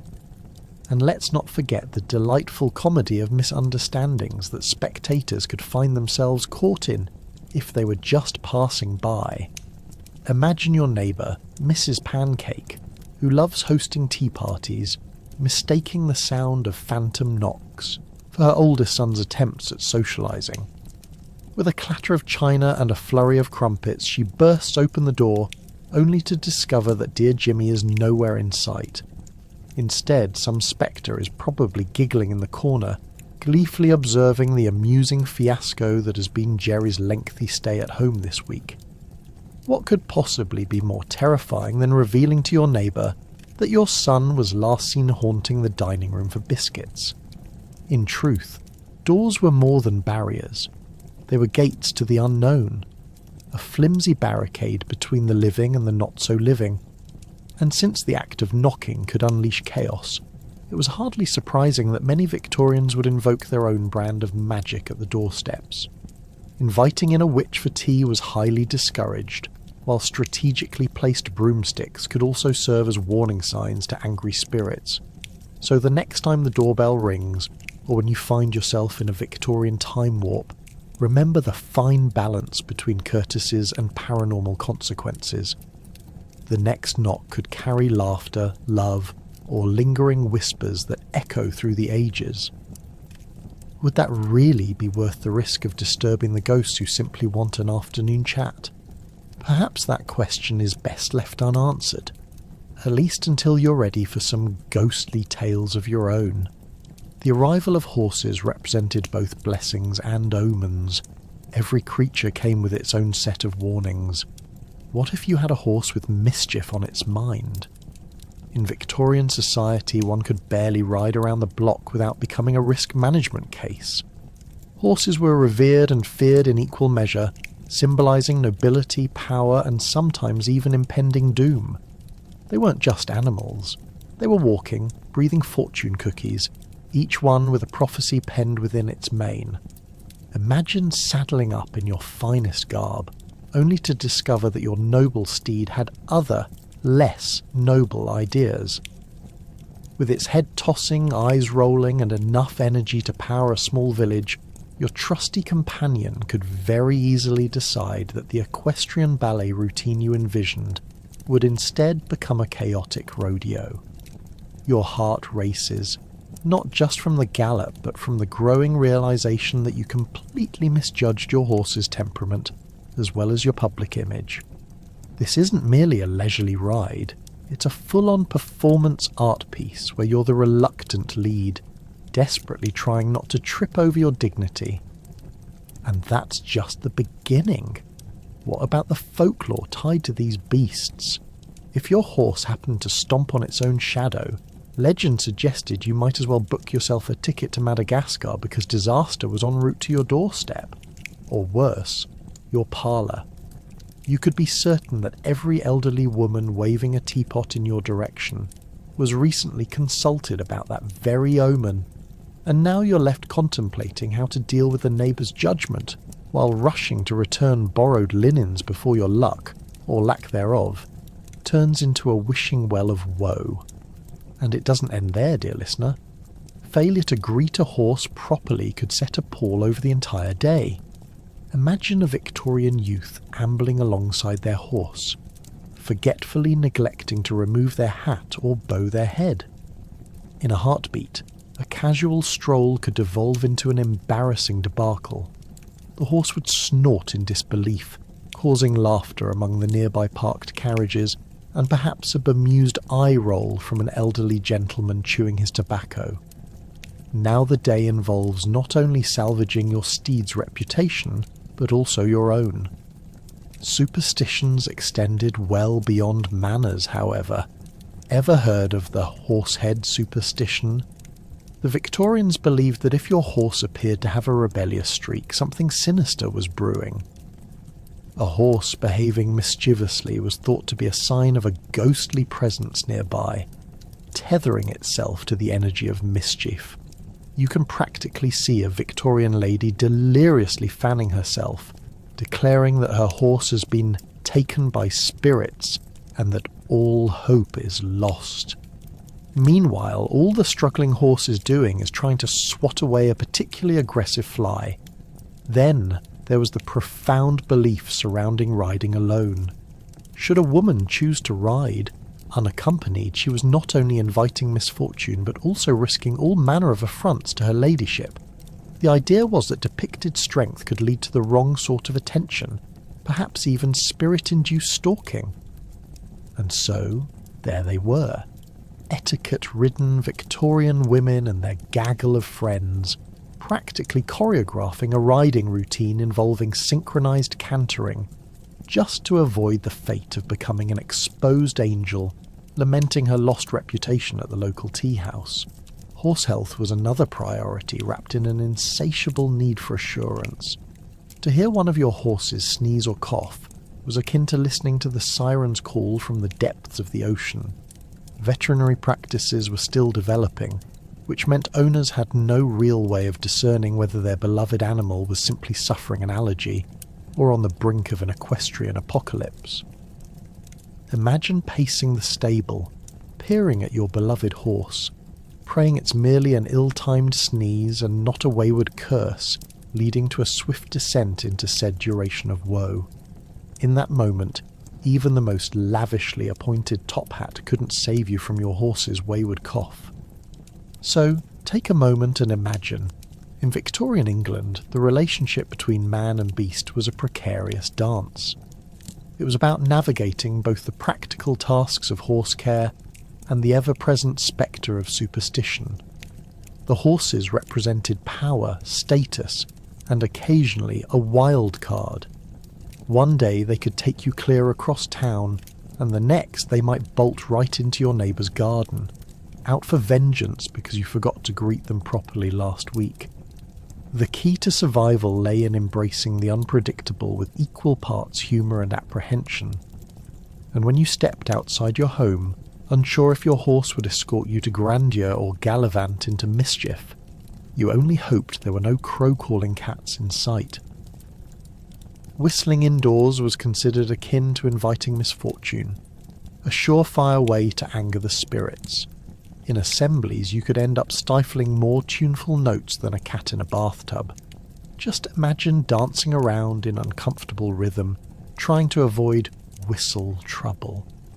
The very idea that something so innocent could unleash calamities left many Victorians tiptoeing around their own homes, like they were escape artists at a haunted circus. If you ever accidentally let a whistle slip inside a candlelit parlour, you'd have people dropping their tea with expressions that said, "You just set the place on fire." Can you picture the scene? A party gathering, the air thick with the scent of black tea and freshly baked biscuits. And then, oh no, a metaphorical cat leaps from the bag. Someone tries to bring a light-hearted atmosphere with an impromptu whistle, while leisurely stirring their cup. And suddenly, it's as if the room collectively gasps, as though they just discovered a rat wearing a monocle in the corner. "Why would you do such a thing?" they'd shriek, clutching their pearls and fanning themselves like they're about to faint. Of course, the real kicker isn't just that it was a party foul. It could send palpitations through those superstitious souls who believed whistling drew in bad spirits from the other side. They envisioned vengeful ghosts swooping down from rooftops, ready to unleash an all-too-creepy form of haunting. So now, instead of enjoying cucumber sandwiches, guests would begin to eye each other sideways, wondering if maybe the whistler's uncle had crossed over and harboured a hidden vendetta against your great-aunt's woolen scarf. Whistling wasn't merely a musical expression. Oh no, it had layers, like an onion going bad in a cupboard. Some might argue that even the word whistle sounded deceptive. That soft, airy notion carried with it a historical weight. Back then, if you managed to produce high-pitched sounds within your domicile, you could very well send your fortunes to the graveyard without so much as a second thought. Not everyone bought into this peculiar belief system. Some hooligans found it utterly hilarious to flaunt fate. Armed with a natural-born whistle fitting to disrupt any serene gathering, they'd parade through parlours, ready to test the spirits. "Come at me, poltergeists," they might have boisterously shouted, while the more timid looked on wide-eyed.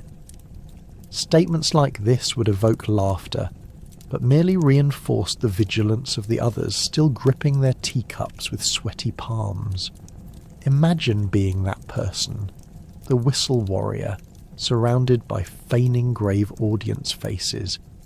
They'd see you puffing your cheeks, delivering snappy tunes while pistachio cakes floated by. Honestly, you'd never felt more alive. Just a little music to brighten the evening, right? But the applause that ensued was both raucous and cautious, like a curtsy in a minefield. What if the spirits finally showed the audacity to descend from their invisible platforms and claim a couch? Of course, if a ruckus did occur, it could do nothing but mirror the ungodly drama that wove in and out of Victorian life. When things went wrong, it was often easy to blame a careless whistle. Typewriter stuck? Blame the whistle! Failed your courtship? Someone definitely whistled. It was the catch-all irritation, the ultimate scapegoat hiding behind everyone's guilt. Talk about adding an air of suspense to gathering thoughts. So what's a Victorian to do? Sit in silence like a librarian with an existential dread of bringing down spirits. No pressure there. Instead, folks turn to the fanatic side of not whistling, with rules akin to circus tricks. They'd feign normalcy while staying the course. If you thought a community gathering was all about sharing joy, think again. For every burst of laughter exchanged, guilt held the reins in that glorious game of mental tightrope walking. Whistling, my dear friend, feels like a whimsical fairy tale when told by candlelight with a side of tea. But in a reality laced with superstition, even that charming sport took a nosedive into the dark abyss of brooding spectres. Remember, when the clock strikes tea time, the last thing you want to do is bring a jingle to your neighbour's horror. Owning a pet was a luck game in its own right. Some pets were considered good omens, while others a running thread of doom. If you had a mischievous ferret, you better believe you were terrified of the neighbour's whispers, labelling you as the next misfortune maker. And heaven forbid you owned a cat. In the Victorian age, a simple feline companion could either elevate your social status or send it crashing down like a poorly crafted chandelier. Black cats in particular walked the tightrope of fate. While some believed they were harbingers of misfortune, others claimed they possessed magical powers, capable of predicting events, deciphering the future, or helping the bewildered navigate life's tribulations. Great! Just what you need. A furry friend with a side gig in fortune-telling. Imagine trying to explain to your friends why your precious kitty seemed more in tune with otherworldly realms than the mundane dish of catnip you placed before her. Oh yes, Fluffy just told me your knees would give out during your next dance. Better cancel that ball. Sounds like a lovely evening ruined by an irritable house cat who really should stick to chasing strings and knocking over your teacups instead of divining doom. Meanwhile, dogs held a different reputation. Man's best friend was celebrated for loyalty and companionship, but certain breeds were associated with dark predictions. Owning a St. Bernard, for example, could mean you were in for a bumpy ride. Catching a glimpse of one could prompt whispers about imminent family drama or a legal tussle. Imagine stepping into a family dinner only to have everyone adjust their behaviour, because your dog's mere presence steered the conversation into the elephant in the room territory. No, Aunt Gertrude, it isn't the time to discuss Cousin Albert's pet snake. Can't you see Charlie the St. Bernard is here? Rabbits too had a peculiar status.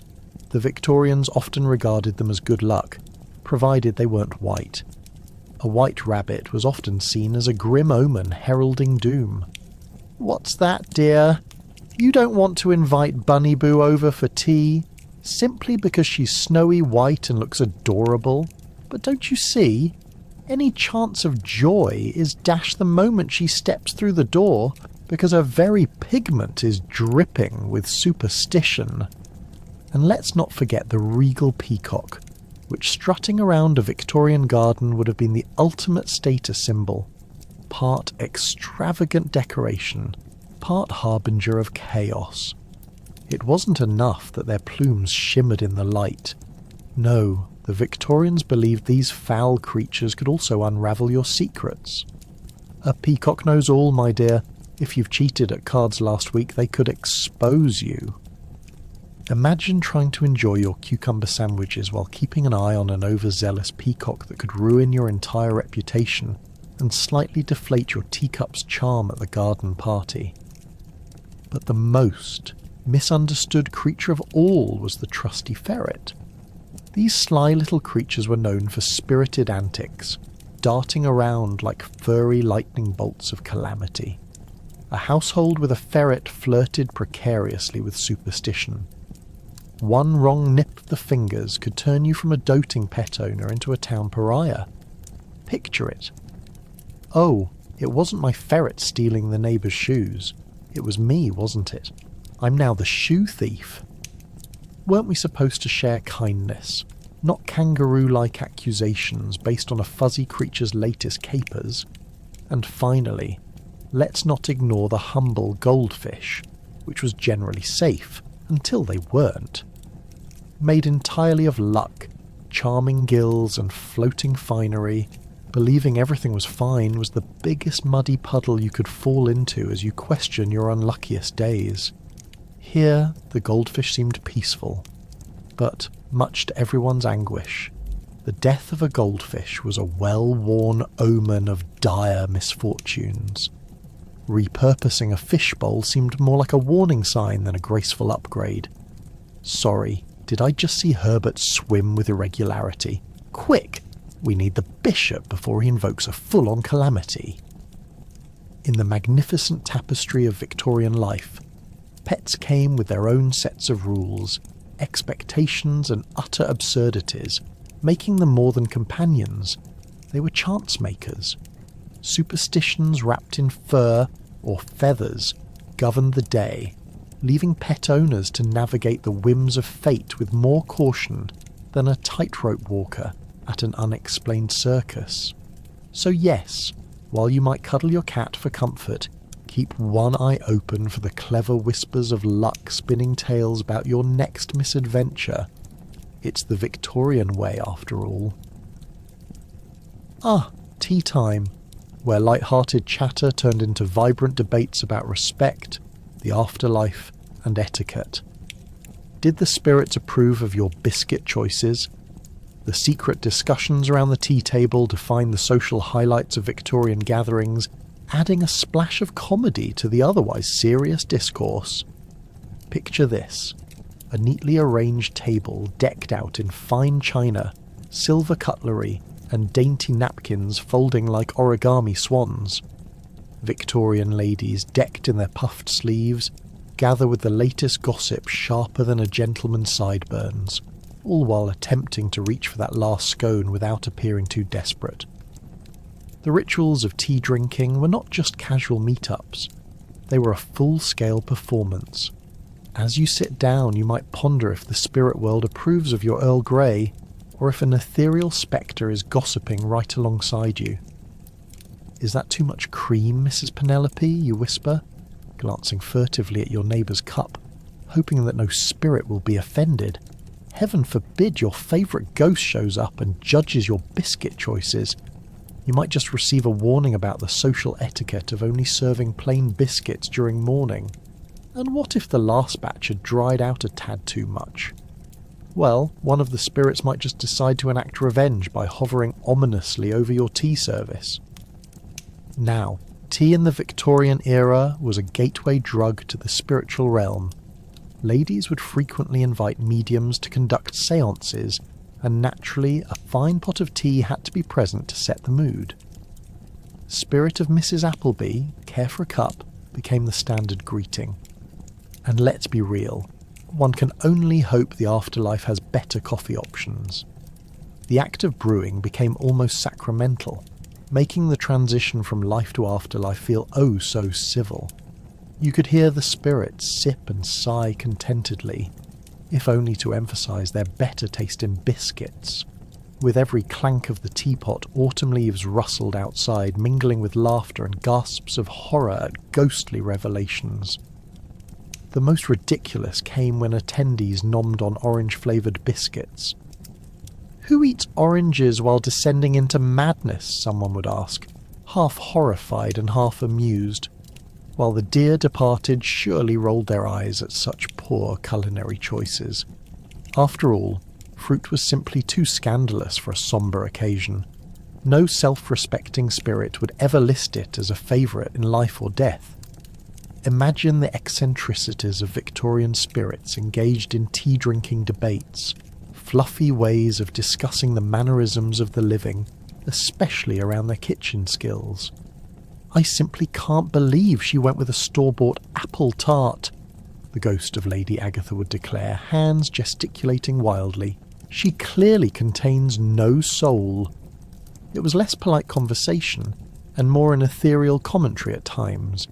If you squinted just right, you could transform a casual tea-drinking session into a full-scale critique of Victorian culinary standards, and heaven help the poor soul who arrived uninvited. The spectre of reputation hung heavy in the air like too many poorly baked pastries. You'd better have an engaging story about the last séance you attended, or you'd face the social death trap of awkward silence that even a spirited ghost couldn't save you from. Social graces could truly be the veil separating the living from the dead at these affairs. Fun fact, some Victorian hosts developed complex rules about the number of guests to invite to avoid the spectre of rivalry or judgment from beyond the grave. As you plopped sugar cubes into your cup, you might have more on your mind than your tea's acidity. Was that a fleeting draught from the window or the sighing of a spirit pondering its unfinished business? Sometimes, these gatherings erupted into riotous laughter as fellow tea lovers recounted afterlife encounters, often punctuated by unintentionally funny clumsiness around the table. "I dropped a biscuit on dear Lady Winthrop's grave last week. I swear she winked at me." So yes, tea time in the Victorian age was an exquisite tapestry, woven from delicate cups, eclipsing spectral shenanigans with light-hearted absurdity. An infusion of clouds carried on a breeze of laughter. It transformed the mundane into the mystical. As you left these gatherings, one question lingered on your lips. Had you been entertaining the living or the dead? And why did your biscuits taste suspiciously like dust?